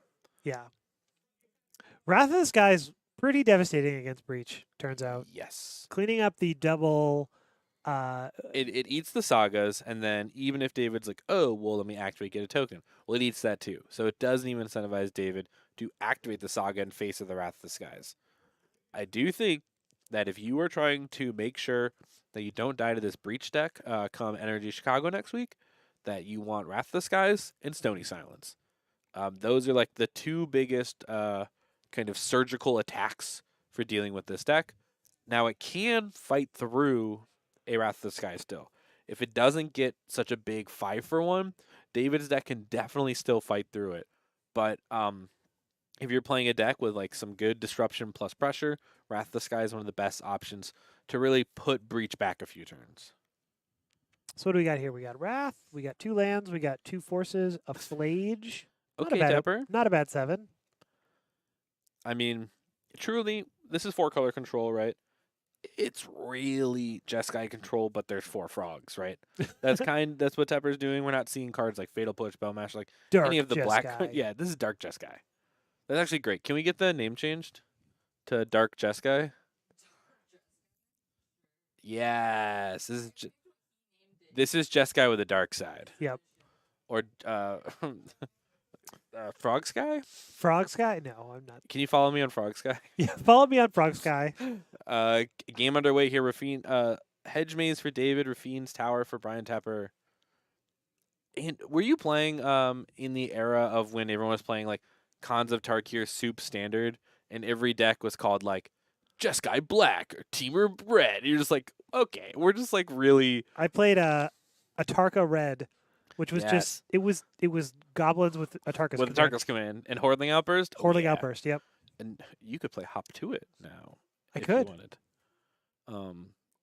In that deck. I lost That's that woman who made the crypto coin, right? Yeah, Hop to it. Hop to it. David here drawing the Urza Saga that we saw be ever so painful last game, and we know that Ryan is setting up for a rather this guy's X equals 0. Yeah. Do you just fire it off here, or do you let them make 1 token and then potentially spend their next turn making another token and get the thing that they're going to be searching for?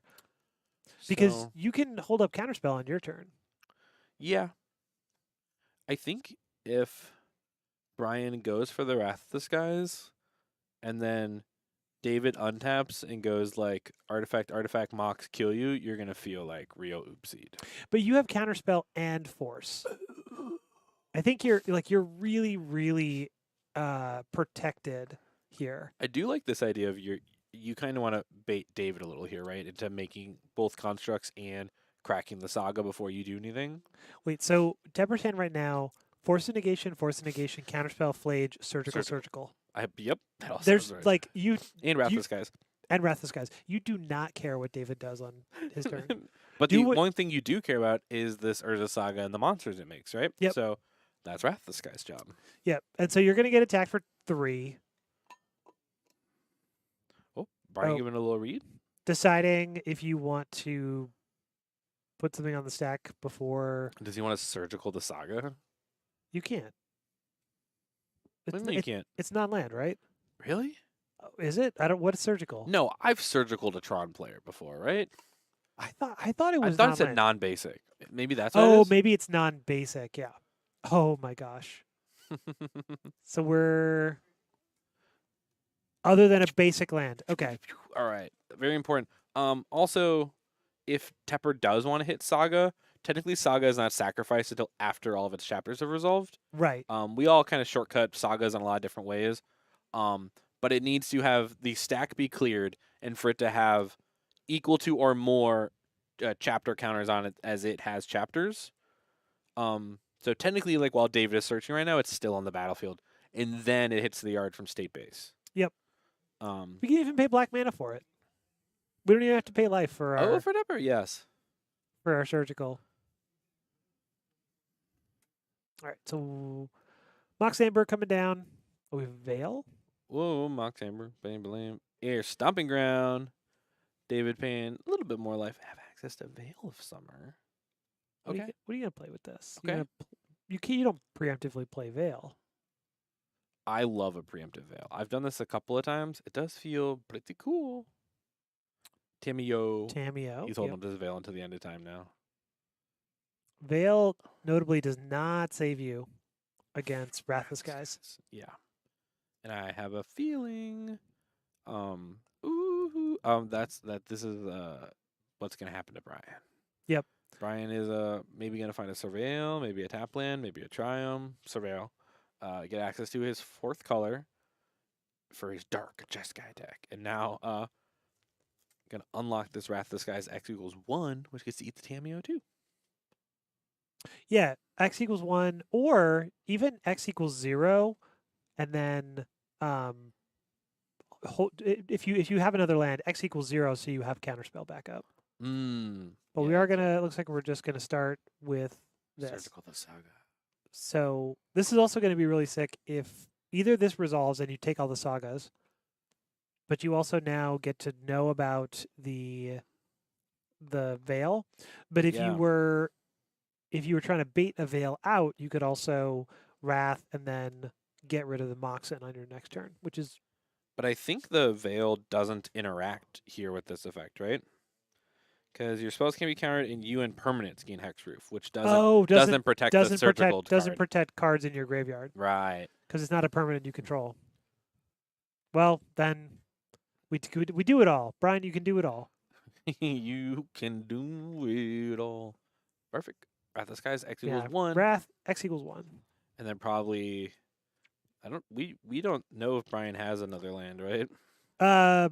We don't know if Brian has another land. Probably would have played it. So David's hand of Beseju, Beseju Veil, Flame of Anor. Flame of Anor, that's what that last one's. Okay. Losing his wizard in the Tameo, losing the constructs, everything.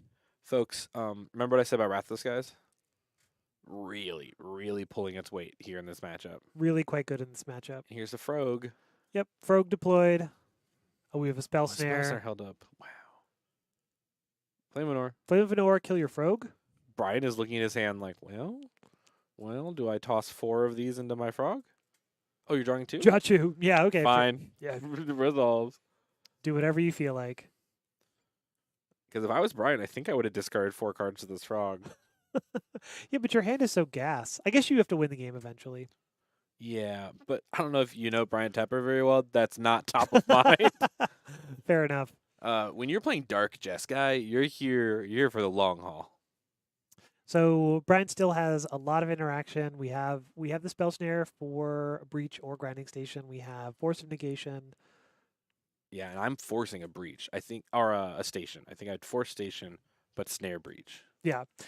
Well, no, I think you know about Veil of Summer, so you have to lead on Lead snare. lead on snare. Use your mana, then your freebie. You can't do anything against that though. What about Urza? Yep, cannot interact with Urza given the cards you have in hand. And I said, what about the Chief Artificer See that you get it. by a dirty nasty somebody, I believe. Deep blue something.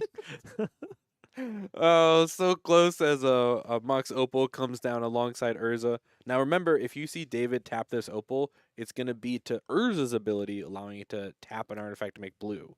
Kind of turning everything into a little Moxen. Yep. And that also means that the construct, even though it's summoning sick, could be used to do so because it's Urza's activated ability taps it.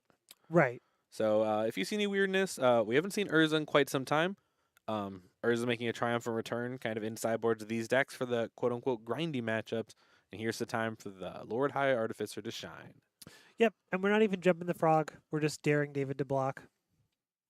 And my inquisitive mind, I know that David's playing multiple Urzas because the Urza in game 2 was Retro Border. Oh, was it? Was. So I'm being a little sleuthy here. Little sleuthy, little sneaky. Yeah, a little sleuthy, a little sneaky.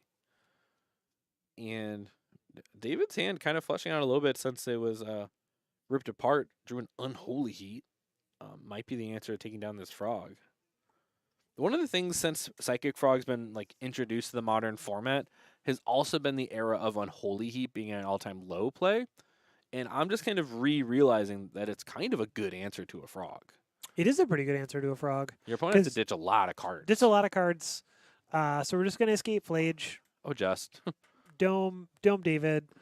Because Urza's a 1/4, right? 1/4, yeah. So. And I think we killed the construct. The construct is down.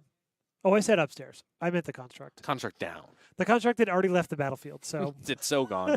And Flage is here. Flage is here. So Brian is now establishing quite a clock. And yeah. You were talking about he mean to actually put the game away. That Wrath of the Skies bought just enough time, really put David back. And the card that wins games the fastest is a lot of times Flage or Frog, and in this case it's an and. Yep. So I think what we're gonna do, we also having double force is great here because you can force action on something like a breach or a grinding station, and then you have another force to force the Veil of Summer. They said force a few times in there, but I agree with all of it, right? Using these forces to literally brute force your way through the Veil of Summer. And if you untap, then you have infinite interaction. Well, you have 4 counter spells, which is probably more than enough. Speaking of Unholy Heat, here it is. Creature, instant, artifact, land, sorcery, 5 count for Delirium. Now, would you start a fight over this? I think. Well, first I think we're going to try to surgical Delirium away. Oh. But with there being 5 types. That's not going to work. But it's cool to think about. It is cool to think about. And the thing is the cards in the yard I don't really want to tag that much. Flame of Anor, okay, at least a card that does a thing. Reveal of hand of the Breach and the Veil. Breach Veil. With that heat on the stack, Brian's going to digging through the deck. Yep, there's another There's Urza. another Urza. Goodbye, Flame. Is Urza a wizard? No, he's an artificer, right? So it doesn't work with the Flame. He must be a wizard. He's an artificer. I think he's probably an artificer wizard, right? Where does the word human go? Lord High Artificer? Ah, yes, the Urza, Lord High Wizard. We're just joshing. I think he's artificer. Viva from downtown. The Lord High Artificer? Yeah, you're right. Yeah, you're right. Okay. The Unholy Heat resolving as Delirium remains intact, taking down the Flage. David's fighting. The hard thing is Tepper is 4 cards up on David. that David is trying to get every little edge that he can, but Tepper just has a lot to fight back with. Yeah. But meanwhile, Frog getting in the red zone, we picked up Solitude, which answers. Okay. Do you want to answer Urza? Do you want to answer Tamio? I think you just put Wait something. for your 5th land? No, he drew a land for turn. Ooh, There's Floodstrand. good to go with the Solitude. So you can grow your Oh, frog board- to kill the Tamio. Yeah, let's board clear here. Let's pitch your least favorite, maybe the Snare, Probably and- the snare. at and this then point. land Solitude the Urza and leave David with nothing. Or no, we just bounce. Nothing. I mean, nothing wrong with that either. I suppose. Blue players love cards in their hand, and they hate removing the cards from their hand. I mean, I guess the thing here is that you can hardcast your Solitude, deal with Urza, and still have double free spell on David's turn. Yep. And if you discard to Frog, you're either losing your 5th land or you're losing your ability to cast the second Force of Negation. Because you know now about Breach, and you know about Yes. But David doesn't have access to this Mox Opal, so he's only drawing one card but needs 2 things. He needs Mana Source and additional combo piece. well, but so he's going to attack and make a clue. So if the card that he drew is exactly Grinding Station, if he drew exactly Grinding Station, Wow, you're right. you need both free spells. No, because he wouldn't be able to Veil and then follow it up, because he would be 1 Mana Source short then. Because the Opal wouldn't be on until Station resolves. Right, but he has the green mana to do it. Yeah.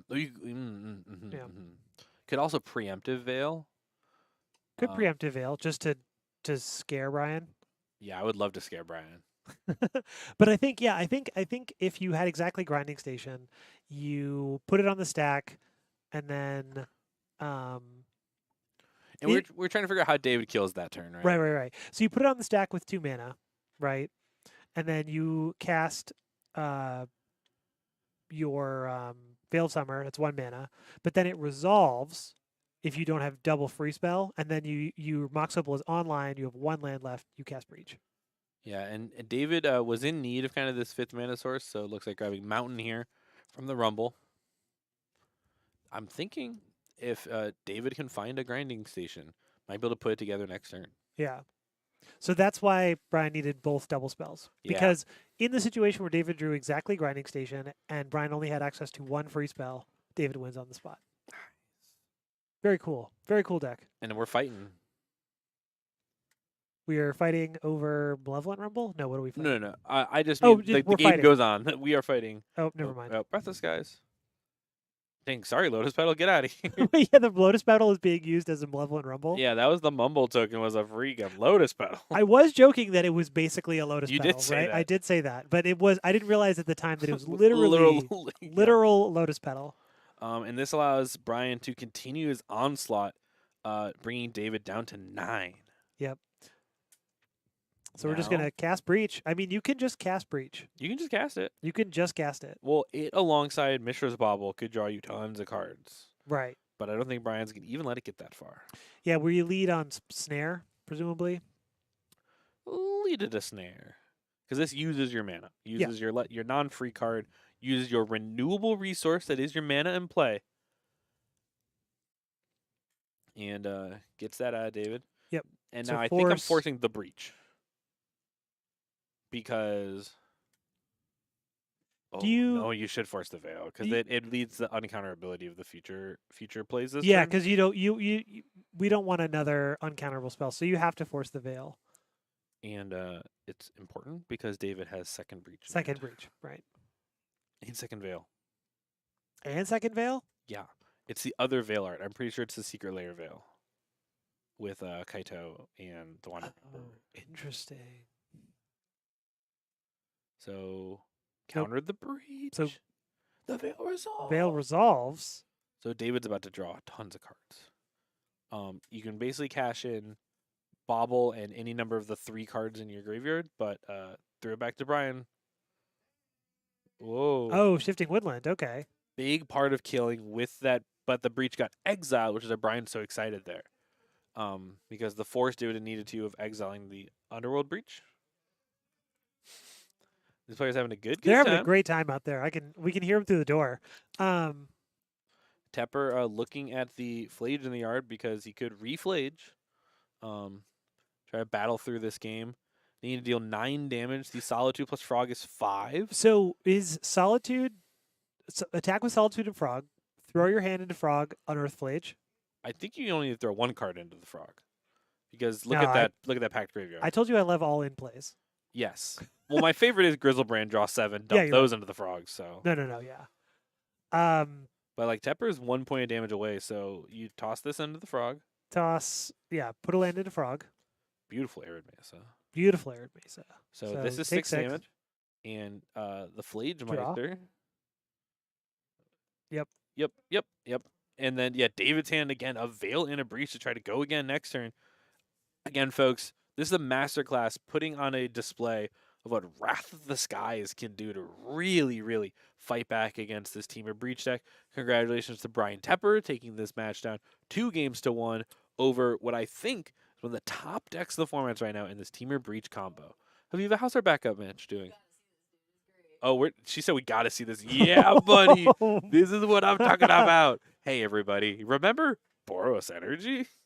Because here it is. This is a Johnny being flipped. This is tons of Clark's Cats live here on camera. And AJ with Hammers and Stoneforges and Shadow Spears and Construct Tokens. And 32 life. And, well, Clark's at 32.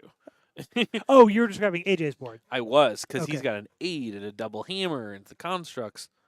There are so many things in play right now.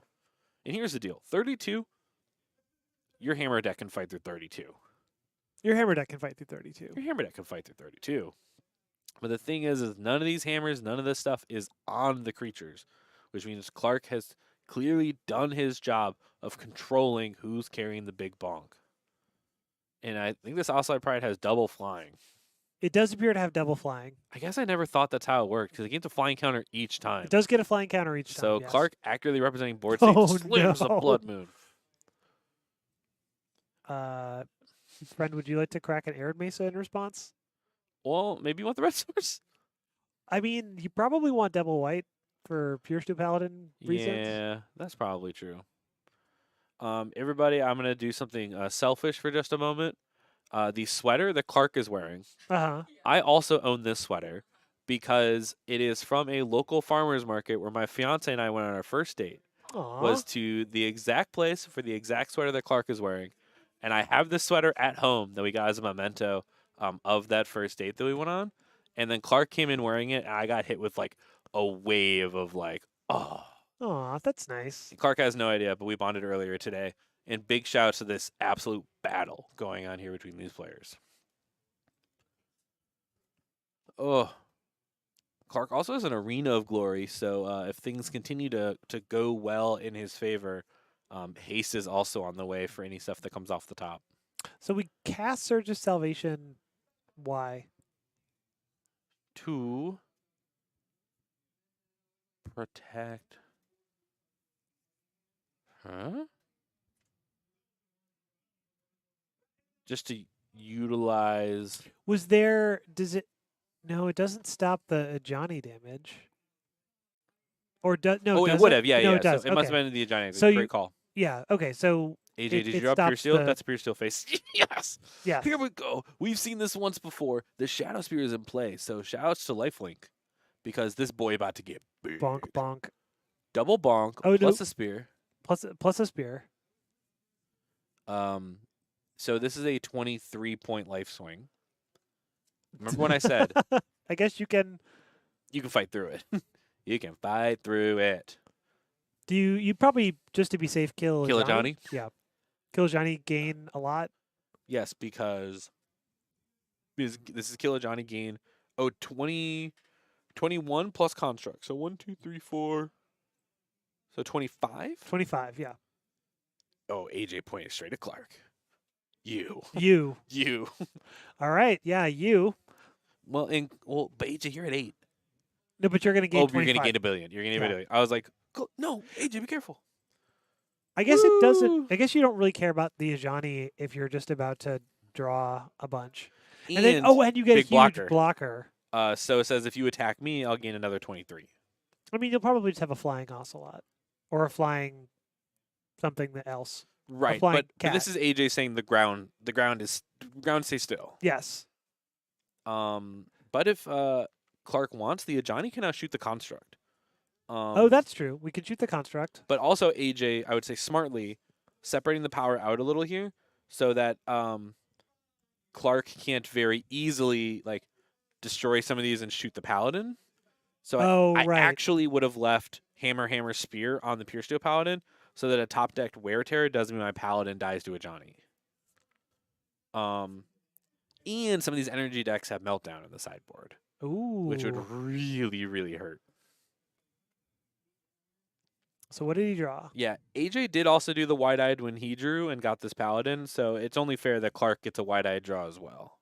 I'm excited. And earlier in the night we were talking about how good it would be in multiple situations to see top deck paladin, and we finally seen it. We seen it. Okay, Here's Johnny. top deck of Johnny. Make another, more cats. We're making more cats than you can imagine. I think this is Clark finding out how much toughness can be thrown under the incoming attacker. That seems likely. And this does gain 2 life for Clark off the guide, up to 17. Which means we're also populating, basically, at the end of turn. There's no pride in play. Oh, it's covered up by everything. No. I was There is a pride in play. I was like, It no, just- up there is Dyson wings. It's big and flying, in fact. Yes. So we'll be making another 1/1 cat and a 2/1 cat. Yes. I got to do this earlier today in some practice games, and I also had a treasure from Ragavan in 2 Ocelot Prides, and I suddenly just had 4 treasures in play, and I was like, oh, So sick. Ajani's going up. +1 counter on every cat. plus 1 counter on Because every. Clark needs to absorb damage. I think it's every creature, right? Or is it only cats? Only cats. Well, we have a lot of cats. Because you see a Johnny, after he was ostracized from his own pride for being a white lion, went on to then start his own. The Ocelot is also a cat, right? That should be getting a 1/1 counter. The here. Ocelot is also a cat. It has not received its 1/1 counter yet. Here it goes. Oh. He's probably trying to find the 7 on that die. No, I think he's just deciding if he's attacking with it. There Nope, it he is. figured it out. Yeah. There it is. He's like, oh, this is a cat too. I covered up the art, but But that one, that's a cat. So that's why the Guide of Souls, no counter, no cat. so yeah, we just continue to grow the Ocelot Pride. Oh, and Clark does gain life from the pride attack, right? Because this is also a life-linking flying creature. So this gets over the Pure Steel and is 7-8 life that Clark gains from attacking here. It's 10 life, isn't it? Because it's a 10/10 now.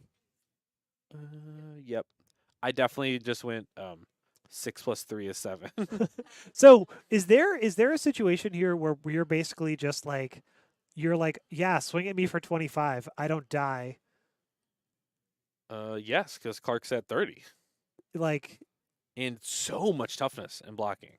this is pretty funny. This is a very strange board state. Right? Like we said, the hammer deck can fight through the high life total, but Clark putting so much blockers into play, AJ's forced to, I think, attack. Like load up this construct, go to work again.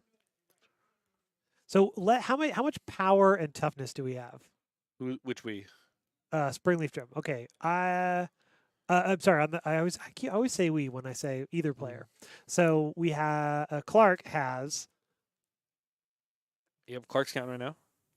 how many tokens? He said 17 plus Guide of Souls is 19. 19. 19 power and toughness. Right? Because 2, 4, 6, 8, 7, 8, 9, 10, 11, 12, 13, 14. Well, the orange tabbies are 2/1s, right? The orange tabbies are 2 1s, yes. And the tuxedos are 1 1. The tuxedos are 1/1s. And then Johnny himself is a 1/2.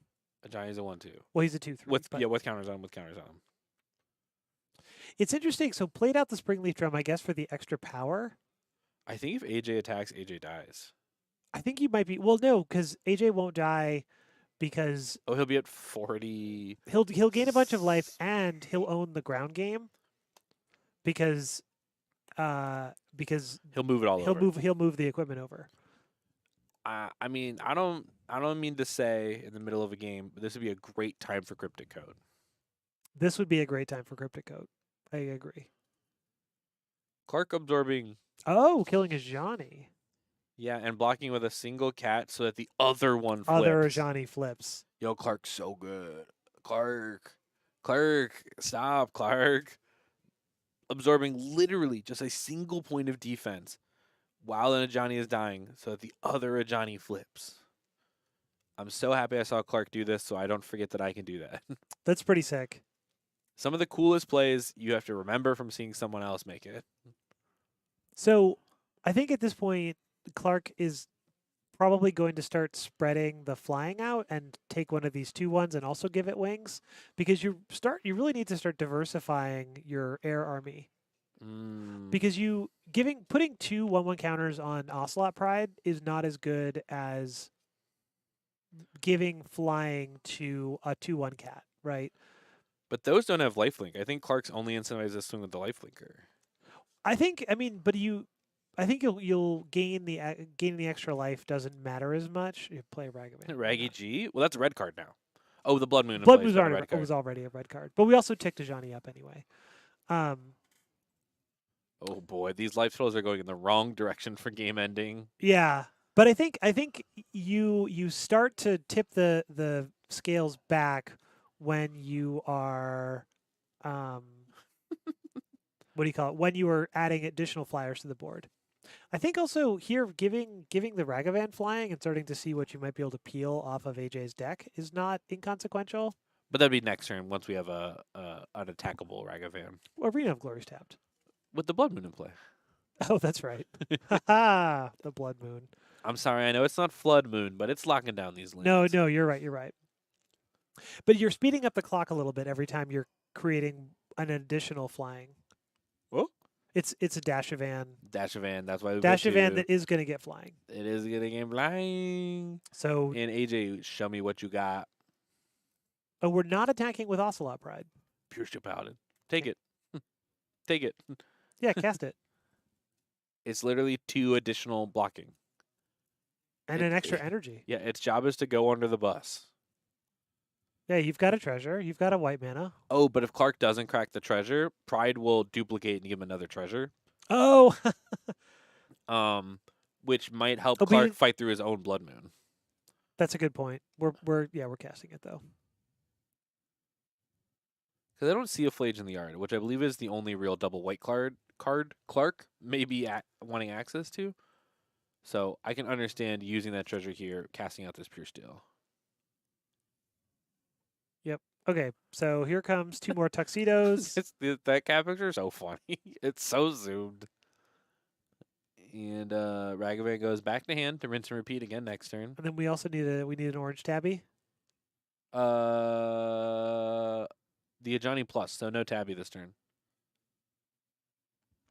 Doesn't the Ocelot copy all the tokens? So it should copy only tokens you made this turn. Only tokens you made this turn. Yep. I see. And the tokens have to still be in play when the Pride trigger resolves. So it looks for tokens you've made this turn that are still in play. I see. I think that is a good point, that Ajani could be used to clear up the non-hammer dudes. Cards. Interesting. Just for when I think Clark is definitely building towards some sort of alpha strike. Yeah, and I just think the biggest block possible.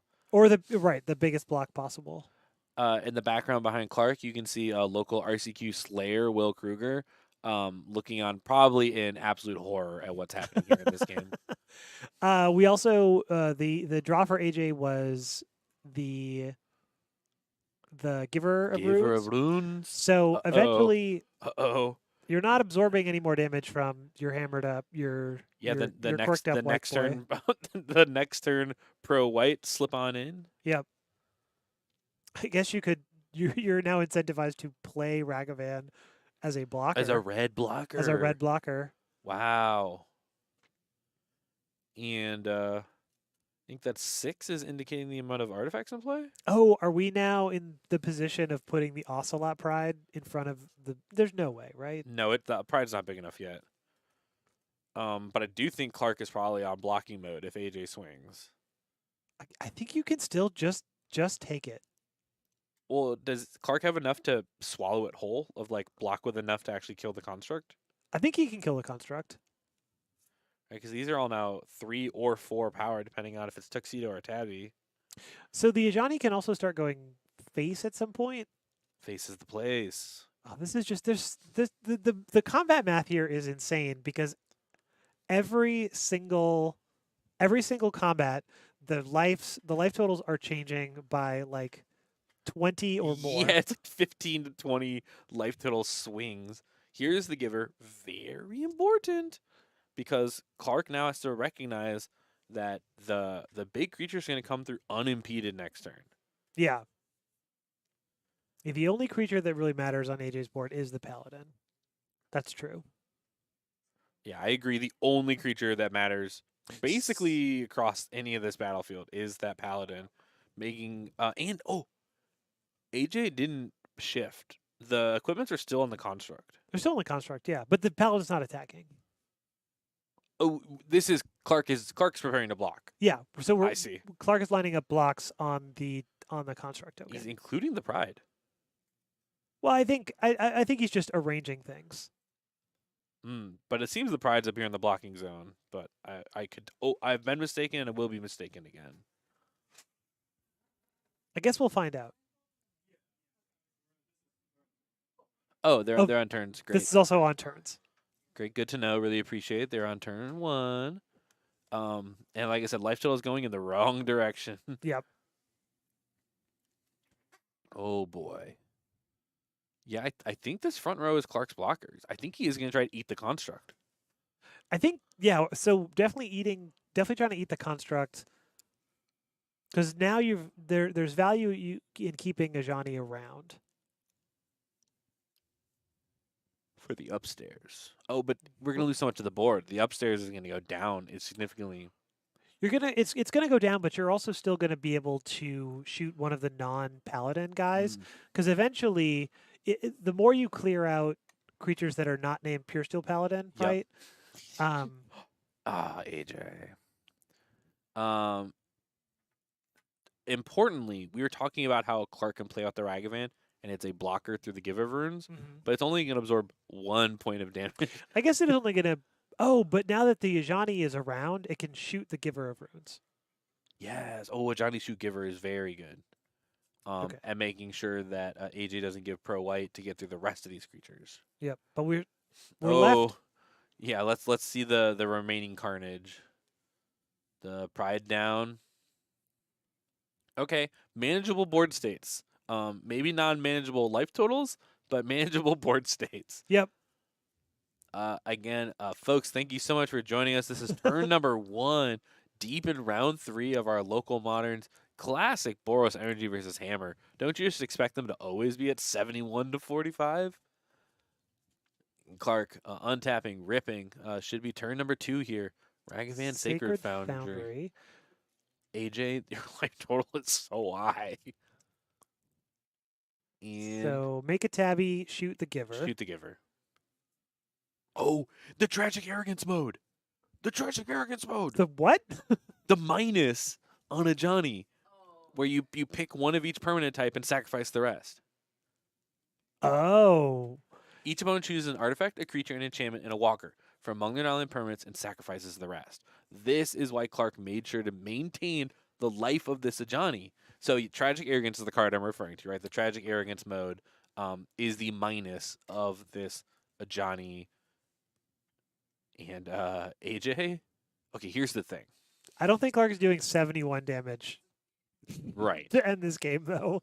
And I don't think AJ 245 with access to turn 3 and turn 5. Yep. Oh, jeez. And here comes a jumped Yep. Ragavan. Here comes the jump for Ragavan, doing a Psychic Frog impression. Yep. Hollowed Fountain. Not quite what Clark was looking to tag off the top of AJ's deck. Make a treasure. Pick up Ragavan. Hey, Ornithopter, just on time. Pick up that Ragavan. Not that it matters, but take 10. Or take 12. It doesn't. It does. Clark goes, sure. I think to quote one of my favorite modern philosophers, Karl Bretonononalewski, it don't matter. None of this matters. Sorry, great. Appreciate it. Nope. Bertana Nanaluski. Or don't matter. As Clark fighting, pushing the Ragavan again, maybe jumping it as well. Yeah, I mean, infinite energy here. See if we get something for turn 4. What if Clark finds a hammer? I would cast it for the Rubbins. Oh, I would definitely cast the hammer. Oh, definitely. Ornithopter Oh, block. never mind. Ornithopter's just going to block. Yeah, kill the Ornithopter. Get out of here. Thanks for playing, buddy. Man, this is quite the slog. Oh, they're all chuckling. Everyone's having a great time out there watching this game. They're all chuckling because they know this is It's become true nonsense. nonsense. Yeah, exactly. Take the damage. Oh my goodness, Game Generals. over, yeah. And that's the game. Thank you all so much for following along. That was quite the slog, quite the game. As you saw the rest of the Modern Night watching over those shoulders, that is definitely the last match of this round. Please, oh please, do not go anywhere. We'll quite literally be back in just a few moments. See you all soon. Bye. Bye.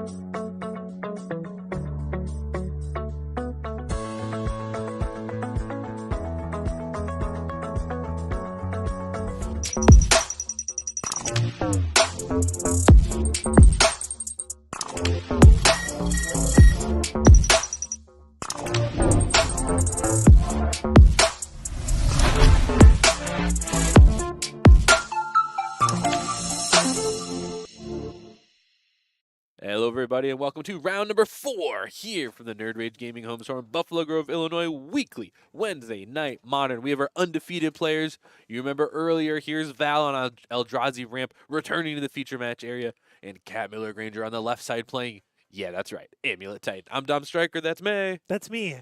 And for the briefest of seconds, I was like, why did Cat just play a command tower? Oh, you mean the Crumbling Vestige? I did mean the Crumbling Vestige. And Crumbling Vestige, Floating Green, Plague Grazer, Saga into play. Hey, it's Titan time. And Valerie, going to be very aware of what Cat is up to because this is Valerie's Titan deck. Yes. A very good sport decided, yeah, let's play it out instead of saying, I need my cards back, actually. I said, yeah, Val can do my favorite joke, which is I need my cards back real quick. Not that Val would be the kind of person to do No. that. We're just having a laugh And that's just here. a joke. That's a good ha-ha. But the amount of times I've sat down and been like, hey, the card I loaned you, I'm going to need that back real quick. Yeah. And Val revealing a Devourer of Destinies to begin the game and start off the first turn. And off to the races, getting this Utopia Sprawl down. The question is, Who's ramping harder? and how fast is Valerie going to be dead? The amount of interaction out of this Eldrazi ramp deck, at least pre-board, might be close to 0 with what Titan has going on, outside of maybe a Myco Spawn, but you got to get all the way to kick it. That's true. Because we did see main deck Kozilek's returns, which are not going to be involved in stopping the Amulet Titan deck Yeah, at and all, stopping the basically. 6/6s and the 0/3s Yeah. and the Big Bear. Lumra. Love it, Lumra. And Aftermath Analyst is a 1/3, right? So it's like Yep. literal everything. Even big, beautiful Dryad of the Elysian Grove, that's a 2/4. That's like, a 2/4, right? Everything Exactly. will survive the return, but not the return of the return. Not the return of the return. But then I think by the time you're doing the return of the return, it's a little late. But Val might be incentivized to like end step throw it away to redo it the turn following with a big monster. right. Or even mill it over to a Rumble. And also we were talking about how you're sort of not on your way, or you're far away from a Kixoy Myca spawn, but this could happen on turn 3 because we have 2 soul lands in play already. Correct. Yeah, a third soul land and a Myca spawn, or even just a land plus this spawn. Yep. And Valerie could find herself kicking it on this Simic Growth Chamber. Cat, though, going to be a pretty big turn because probably going to get an amulet. Yeah. off What do of you think this Urza Saga is going to go find? Yeah, probably going to float a mana. Probably going to go get an amulet of vigor, and Pretty then good. some things are going to start to happen. I think A lot's going to happen. lot of things could be happening this turn. What? Whoa. I think that's floating mana. Okay, I was like, I thought that came out of the deck, and I was like, Whoa, what that? card is that? Secret Lair Black is Magic, Amulet of Vigor? Wait, where'd the second amulet come from? Secret Lair Black is Magic. No, but where'd the second amulet come from? Oh, Hand. hand. Got it. I was like, alongside whatever, I believe the bounce line Cat put back in hand, but Cat is moving quickly. So here is Lotus Field Mirror Pool. Double Amulet. This is when the world gets easy. So this Lotus Field alone is going to net 6 mana, allowing Cat to sacrifice the Mirror Pool and target the Primeval Titan, which will then allow Cat to rinse and repeat if Cat would like. Yep. And the Lotus Field trigger is on the stack still. The Lotus Field trigger is on the stack still, because what Cat can do is copy the Titan and then go sacrifice the lands that Cat finds later, right? The Lotus Field trigger is still waiting. And here comes Echoing Deep and additional mana, if you're Cat.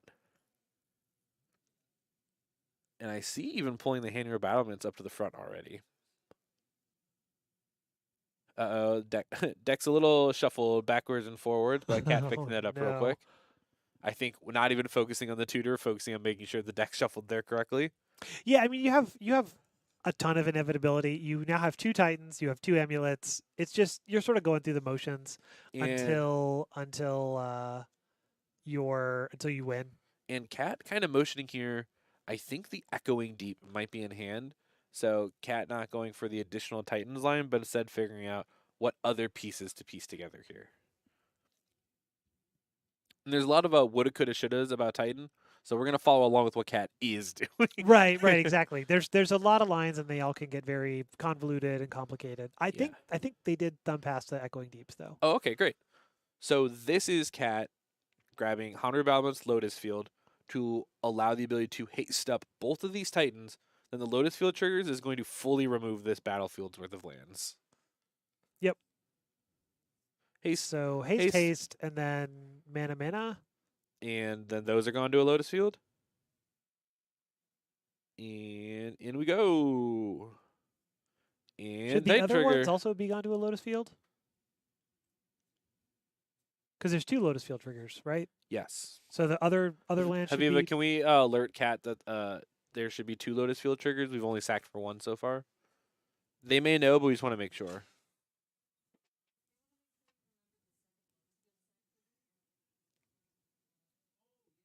Okay, great. Good reminder, everyone. We're just checking to be sure here. Yep. Valerie's helping out here. We're making sure that everything is correct. So Cat's gonna lose these. Yep. It should still be okay. Like It still should be okay because we're still putting 4 lands into play yes. with double amulets, and we're also just bashing for 12. Yes. So even if we don't, 100% win the game here, things are looking pretty good. And importantly, many of these Titan decks have been built in such a way that when you have a big combat turn like this, you can win on that combat turn. The deck has leaned more into the combo aspect of it, so no longer has those like kill condition cards, like a double strike land or a wolf run or whatever. Cat doesn't have those. It's all combo lands now. Right. So we're floating a bunch of mana. We're floating 2 mana with our Simic Growth Chamber, untapping it again. And I believe Cat returned to Teleria West to hand from that. No, the other card returned to hand was not Odawara, the other one. Boseiju. So Boseiju in hand. Ooh, it might take down one of these soul lands. Right, might take down the soul land. And remember, like you said, in addition to all this, 12 damage. And 12 damage. And just 12 damage. And Cat setting up for a long game if needed by grabbing double Saga. Takes So 12. Val down to 8. Now 2 Sagas in play. Boseiju in hand. Did not cast the Boseiju, or did not channel the Boseiju, I should say, Yeah. during combat, just saving it for a rainy day. Yeah, and Cat has the mana due to it being untapped, right? Noticing that they had tons of mana from these amulets, but didn't need it. Instead, making sure access to Boseiju when Cat's ready to use it. Right. There's probably something to be said for doing it during the combat step, just to get rid of the Eldrazi Temple, because you don't necessarily want to let Valerie untap. Oh, but if you did it during combat, if you hit the Eldrazi Temple, Val could have floated, and then the land they got, they could have floated, and Val could have used like a Kozilek's command. a or something? Kozilek's command, yeah. Okay. So it looks like instead we're doing it during Val's upkeep. That's good timing too. Kind of making Val kind of waste that mana on their own turn. That So makes a lot perfect of sense. timing. Love it. Like it, love it, want more of it. And Cat's graveyard is packed if an analyst or a Lumra shows up. Or attack for 12. Yeah, attack for 12 again. I think that we were puzzling through another Titan line a week or 2 ago, and it's like, well, the answer is just attack. Just attack. But there was a bunch more game actions that took place before that. Yes, I believe that was Isaac, Yeah. who we went. There are hundreds of game actions they could take here, but the first one is attack for lethal. Yeah, I think we'll just attack for lethal. Take a beautiful peek here at Ryan Hayes' deck list. All right, first of all, Ryan, what the heck is this one Arboreal Grazer? One Arboreal Grazer. One, just one. And Ryan won the 5K. Ryan is a very good player. Ryan's a very smart player. Ryan's played Energy Champs. He's an Apex grinder. Love Ryan. Shouts to Ryan. But one Grazer, disrespect. Sideboard cards that we're looking at, things like Collector Roof, Tireless Tracker, Dismember, Fire Spouts, Force of Vigor, Vexing Bauble, Defense Grid, Bajuka Bog, Boseiju, Radiant Fountain. Cards that in this sideboard that I know Cat has, Collector Roof, Boseijus, Bogs, and the Defense Grids. So, Boseiju, gimme. Get that Boseiju in here. Just as many of those LDs for the soul lands you can possibly get. Gimme. I will take them. Yep. Dismember is not going to be doing a lot here.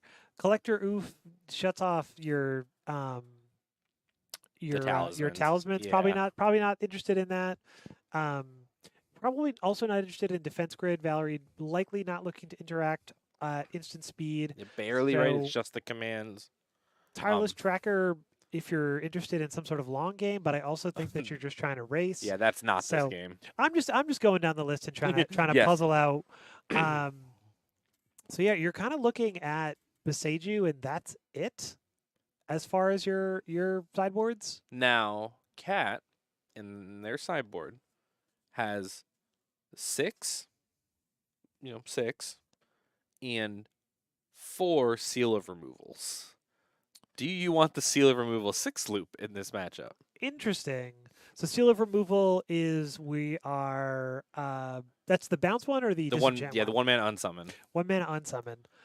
I don't think I want it. I don't think I want to give Val back any of these cast triggers or Yeah, I anything. think there's too many cast triggers to But worry I about. just wanted to point out the fun spice. That is very fun. And Eldrazi Ramp deck, we saw this one before. This one rules because there's 3 copies of Stone Rain in the sideboard. So this one is super cool. This, not the one Val is playing, not the one we showed earlier. Just another good version of these Eldrazi Ramp decks if you're trying to get in. Things like Jailers and Fatal Push. Dog, how's this person casting those Fatal Pushes? It goes like return. This person has an overgrown tomb. Oh wow, awesome! This is Jund ramp. Yeah, 3 Stone Rains. I mean, I can't take my eyes off those. And then a Karn package. So remember, Valerie may also have a Karn package. We've yet to actually see Karn from Valerie, and Valerie might be on a Karnless version, which I would not put past her. The card is kind of a 4-mana do nothing depending who you are, but it's really good against Team of Breach. So I can be persuaded both ways, but I wish this was Valerie's sideboard because boy would I bring in these 3 Stone Rains. Looking at these Stone Rains is really is making me act up. I feel like I have to message my energy teammates later on tonight and be like, you got to talk me out of playing Ponza. I've thought about playing Ponza for weeks now. Like, what if I just went, turn 1, Arbor Elf. Don't right? play Arbor Elf. Come on, you have Soul Lands now. Come on. No, I want Bloodbraid Elf. I want to flip a Stone Rain. Okay, that's gotta feel good. Yeah, that feels great. And then on top of all of that, I want to attack for 3 with the Bloodbraid. Yeah, I want to win with Chandra Torch Defiance. Okay, I'm back. Yeah, we're back. We're back in it. But you can play Sowing Micro Spawn. This kind of already starts having that Ponza-esque feel to it. No, I want Ponza. I want OG Ponza. I want it to be 2016. You want the Ponzerati. The Ponzerati, yeah. Exactly. Hey, we know what we're talking about. Val, bored out of her mind, the final is taken down. Cat taking game number 1 here on Amulet Titan, but things typically get harder for decks post-board. So we'll be able to kind of see what tools Valerie brings in. Valerie could have access to additional copies of Beseju herself, which both of these decks are incentivized to have Beseju and attack each other's mana base with them. I think also we know that this is a teamer Eldrazi ramp, so we have access to consigned to memory, which is not insignificant here. Yeah, so we'll have to kind of pay attention to what Valerie's doing with Valerie's mana, what cards she's finding to kind of see how she's going to fight back against Cat and Amulet Titan here in the undefeated finals of our Wednesday night Modern League. May can't be out there being undefeated anymore. Instead, you're going to have to watch these folks playing these awesome decks from awesome people. They are awesome. Everybody's non-basics are safe from Harbinger of the Seas if I'm back here and not out there. That is true. That is true. That is true. And they're especially safe from Tideshaper. No one else played Tideshaper. Oh. That's what I should do. Forget Eyeball. I should play Merfolk at the Energy. And no one will tell you not to. No one, but my teammates will be like, but you said you were going to play Dimir, the good one. And I was like, well, that's what I said. Well, I'll be honest, neither of them are that great. So you might as well put your 6 Stone Rains out or whatever and Tideshaper your Titan opponents and kill some Urza Sagas out of Breach. Both sound pretty good to me. I think the Dimir Eyeball deck is still pretty good. I think it's fine. I would agree. And Valerie here going down to 5. Every less card you have against Titan Can matter a lot, yeah. Can definitely matter a lot. It is, as Chad is saying, Cat needs to let Valerie have a turn with the game actions, but I'm getting worried more and more as each mulligan comes for Val. Yeah, I agree. Cat, I think you should let Valerie take game actions. Cat's not going to do that. Well, they should. Cat has a snapped 7, and Valerie's going down to 4, and Cat is just chilling. Oh, that's not like this. Ooh, we're going to reveal it. Hey, folks at home, would you keep this 5? Absolutely No, not. Probably not. It could start itself if it had a green source, but it just had Soul Land, which isn't going to kickstart the whole engine there. And Val going down to 4. Now, this isn't Tron. You can't just like aggro mole and put all the pieces together. This is a deck that truly does need its density. So we will find out what a good 4 looks like. I think we just have to bring back Once Upon a Time. Once Upon a Time would have made that hand playable. It would also make every hand Cat has playable. And it'd be great in Yawgmoth, and it'd be great in Samwise combo. And they'd probably play it in Boros Energy. in the days of Bant Eldrazi, I once mulled to 4 with a no lander and won. Yep. Reasonable game plan. Because you just you get your land off of Null Drifter spotted. Sorry, go Null on. Drifter Spotter. You get your land off Once Upon a Time, then you cast Ancient Stirrings, and then it's like you didn't mulligan at all. My crowning achievement was I won a game on a Mold 2. Mold 2. Mold 2. My keep was Urza's Tower, Urza's Mine. That is a good place to start. And that game was not particularly close. Because you could just you could draw runner and still cast Karn on turn 3. Correct. And this was before have you they seen gave the new us- Karn, by the way? I love him. I love him. I love Karn him. on the beach. Hey, I literally tweeted, "Hey boomers, if you don't want it, let me know." So I'm putting it out there again. If you're playing on the PT, let me know about your sexy Karns. Stupid sexy Karn. Oh yeah. No, he's hot, Preacher of the Schism. So I really love this trend where RCQ promos have hot. they're just like there's like Bishonen men on them. It's really good. Like The Mayhem Devil and the Mayhem Preacher Devil of the and Schism. the Preacher of the Schism is like it's bringing out my inner Fujo. Cat with similar to the turn 1 that Cat had last go around of Grazer into a turn 1 Saga as well. Valerie starting strong with the Utopia Sprawl in this forest, but what's going to be really important for Valerie is going to be the follow-ups on these. Yep. And Valerie might have named blue on this Sprawl to gain access to the Null Drifter in hand to kind of undo the mulligan. And here comes the rumble. Here comes the rumbling. Hi, Karn. Karn is here. Karn is here after all. You could get big, stupid tree Karn and put it next to big, sexy Karn. Oh, yeah. Yeah. Oh, That's yeah. a like be careful who you call ugly in high school, right? And it's tree Karn. It's tree Karn and then lounging on the beach Karn. Yeah. Oh, yeah. No. That's good tweet equity. May's going to blast that tweet. Are you kidding me? Yeah, May. I have never was tweeted while I was doing commentary. Certainly not moments ago. But if you could tweet the who she tells you not to worry about, Yeah, tweet yeah. with the Karns. Valerie getting a shifting woodland here as the land per turn alongside this Eldrazi spawn. Cat quickly untapping. Because remember, this Saga next turn is going to be an amulet. Val needs to fight back fast. I think the big difference here is the openings from both players are incredibly similar, but now Valerie's on the play, so gets access to mana advantage ahead of Cat. Fun fact about Echoing Deep. If you don't copy anything, it's an untapped colorless land. But if you do copy something, it's tapped. Interesting. Fun fact. And it's the only cave in the deck for triggering your spelunking. Splunking has text that If you- refers to caves. If you put a cave into play, you gain 4 life. I did not know that.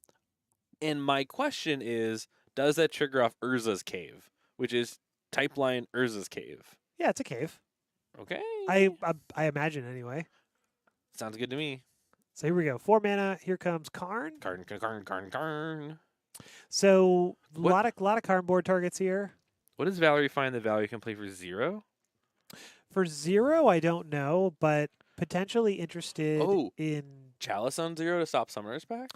Chalice on 0 stop Summoner Sack, but also potentially looking at getting a a crypt would stop shenanigans. Or I was thinking of the bridge. Bridge doesn't come down this turn, but Ensnaring it's kind Bridge. of like an investment in the future Yeah. because And Valerie's already low on hand from the mulligan, which would help with the bridge. Right, exactly. It's a little bit more defensive, but we're not sure how explosive Cat is going to be on their turn. I know at least one amulet, but playing another amulet from hand. I guess get an amulet, play amulet from hand, double bounce land, and play a bounce land gets you 6 mana to Titan. There's so many paths to Titan. Yeah, but- and Valerie's very aware of that, right? Remember, this is Valerie's Titan cardboard, so Oh, the flute. is it flute? Now does Valerie have soul land to play to put this flute into play? That would be good. Okay, color me intrigued. Oh, and we saw the Null Drifter. Maybe it's soul land tuck Null Drifter. Oh, it's the bog. Bajuka Bog. Yep. The Fallout bog. I really like that. But like Terminator thumbs up pose. Yeah, it's good. I know it's not a shared belief among many folks, but I do love Magic getting kind of silly with it. I love when as Magic gets a little indicated by silly. Hot Sexy Karn and the silly Bajuka bog. I'm kind of all about it sometimes. I think that there is room for serious and silly to live alongside one another. Correct. You get to choose which one you want. Choose wisely. If you want classic normal Magic card, go for it. But my Teferi's got wings and my Karn be lounging. Yep. And we all live in harmony. So we floated a mana. We have an amulet in play. Oh, for Cat? Yes, We floated the mana. We're not making another construct. Summoner's Pact. Summoner's Pact for Titan. We have 5 mana. So Cat told me Cat's favorite line is Pact for Grazer Well, we pacted for Grazer. because it means so much mana. Right? So here's 2 float. Oh, I see. They have a second. This is Cat's line to getting 1 additional mana. Is you get to filter the Grazer through a bounce land and it adds +1 mana. So in a turn where Cat only would have had 5, Cat could find access to 6. And I think there's a second Summoner's Pact. So we are going to get Titan off of this because we'll go up to 2 blue or 2 green, 2 red, Mm-hmm. plus 2 colorless from your floating colorless and your echoing deeps. Yeah, but Cat needs to be careful because paying for 2 packs alongside any of your Titan shenanigans need to be very tight on the plays here. Right. So we can see all that floating mana going away because here's the Titan from hand. Oh, we have a Titan from hand. Okay. So And you can see Vala, scooting up as this Titan gets put on the stack.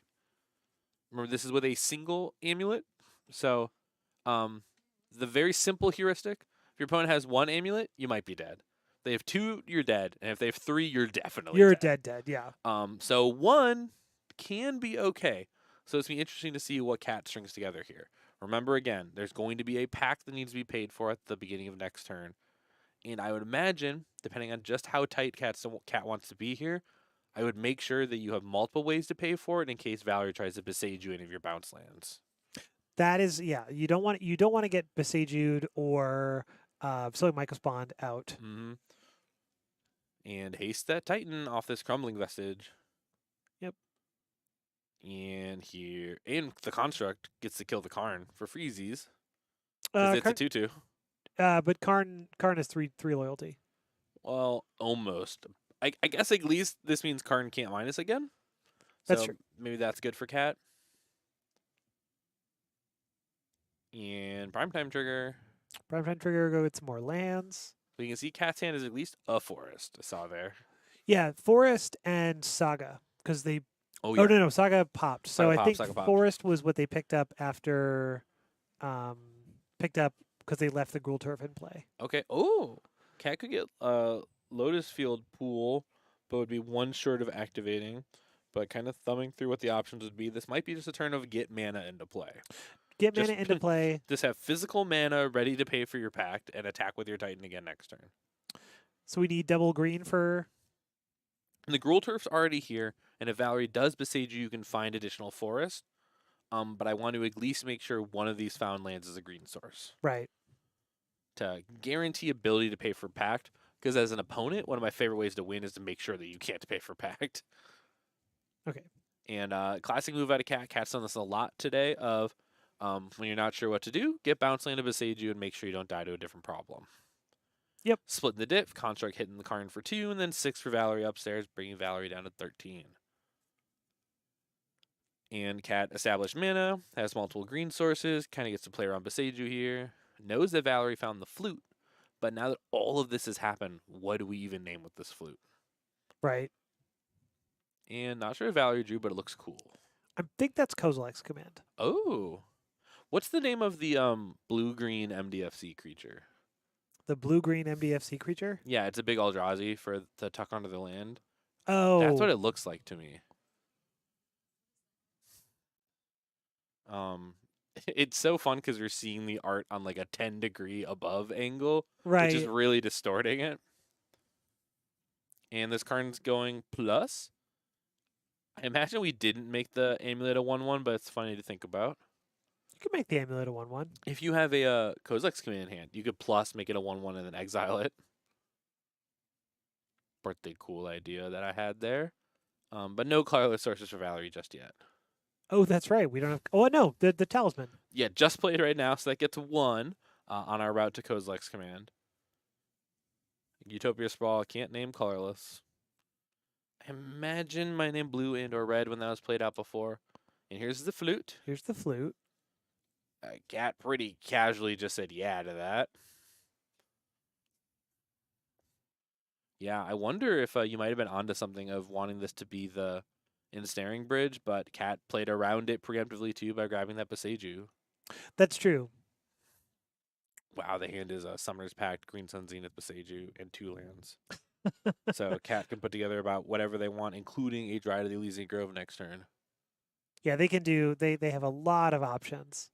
One of the things that I like the most in a deck like this is going for the kill that's easiest to explain, right? Of just, I'm going to do this, I'm going to put my Dryad into play, I'm going to attack, and I'm going to do a bunch of triggers. And they go, oh, okay. Drowner of sure. Truth. That looks like it, right? Oh, I could see it, yeah. Giving yourself access to an MDFC, but also the front gets tucked under the soul land. And Cat untippity tappeting.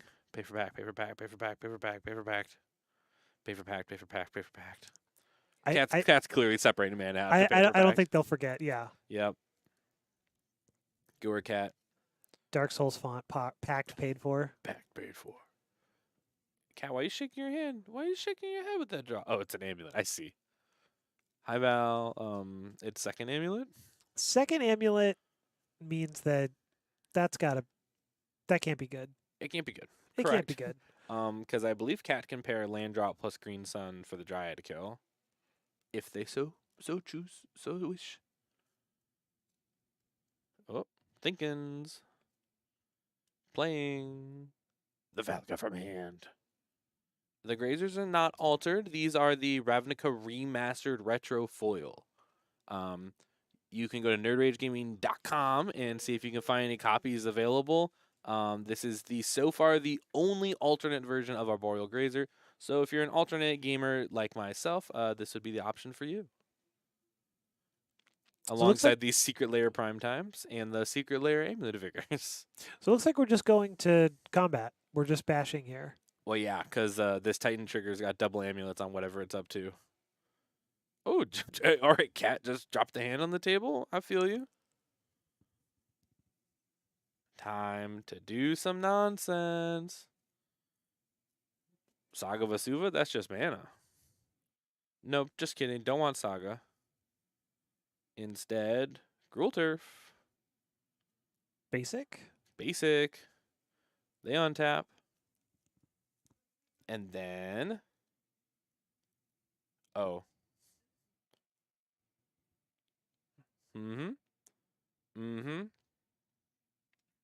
And now Cat casted a tutor, finded a Dryad, Play Dryad. casted a Dryad, play a land, shoot ya. And then the Green Sun in hand is Green Sun for Dryad Arbor for the last land drop. Yep, And that pew, does it. pew, Amulet Titan taking it down. 2-0. 4-0 undefeated on the night for Cat Miller Granger. Big shouts, congratulations, Amulet Titan. Tried and true, a deck that does a lot of winning in this room, not just in the hands of these local players, but that is Stone Rains. Yes, Valerie. Yes, Valerie. That's a Stone Rain. That's excellent. That's really great. We love to see that. We love to see it. Thank you so much for playing this today, Valerie. We really appreciate it. Yeah. That is an awesome Stone Rain. Incredible Stone Rain. Like I was saying, big shouts to Amulet Titan in this room, not just in the hands of the players here, but players like Dom Harvey at Energy Champs just a few weeks ago. Titan does really well in this room, and hopefully, just maybe, it'll do really well at NRG Chicago, February 1st and the 2nd. Saturday is Modern, top to bottom, 10K showdown. Showdown meaning if you win the event, you queue for NRG Champs. And the Sunday 10K team trial is Standard, Modern, and Legacy. So if those are the formats that appeal to you, grab some of your good friends or even your best enemies, string them together for a wonderful team tournament.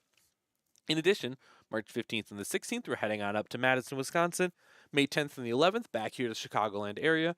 And the end of June, the 28th and 29th, shipping out to Indianapolis, Indiana, for that a double showdown weekend at the end of the first half of 2025 for the Nerd Rage Gaming Series.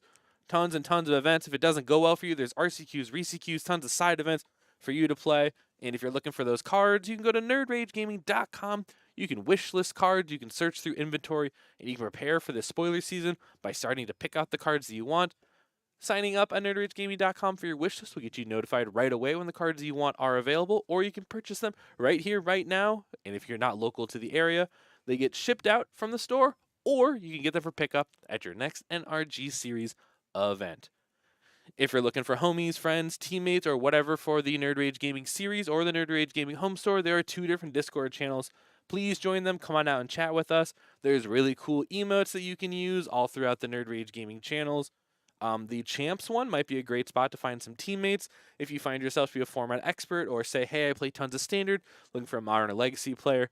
Some of the best teams that I've ever seen out on the team series are folks stringing together good players who don't know each other but become fast friends. With all of that being said, thank you all so much for joining us. I'm Dom Stryker. This has been May. That's me. Thank you all so much for joining us. We will be not back next week. We might be preparing for the series event, so watch the Twitch, but it's going to be local to the area, so we might be able to bring you the shows for the next couple of weeks, but be on the lookout.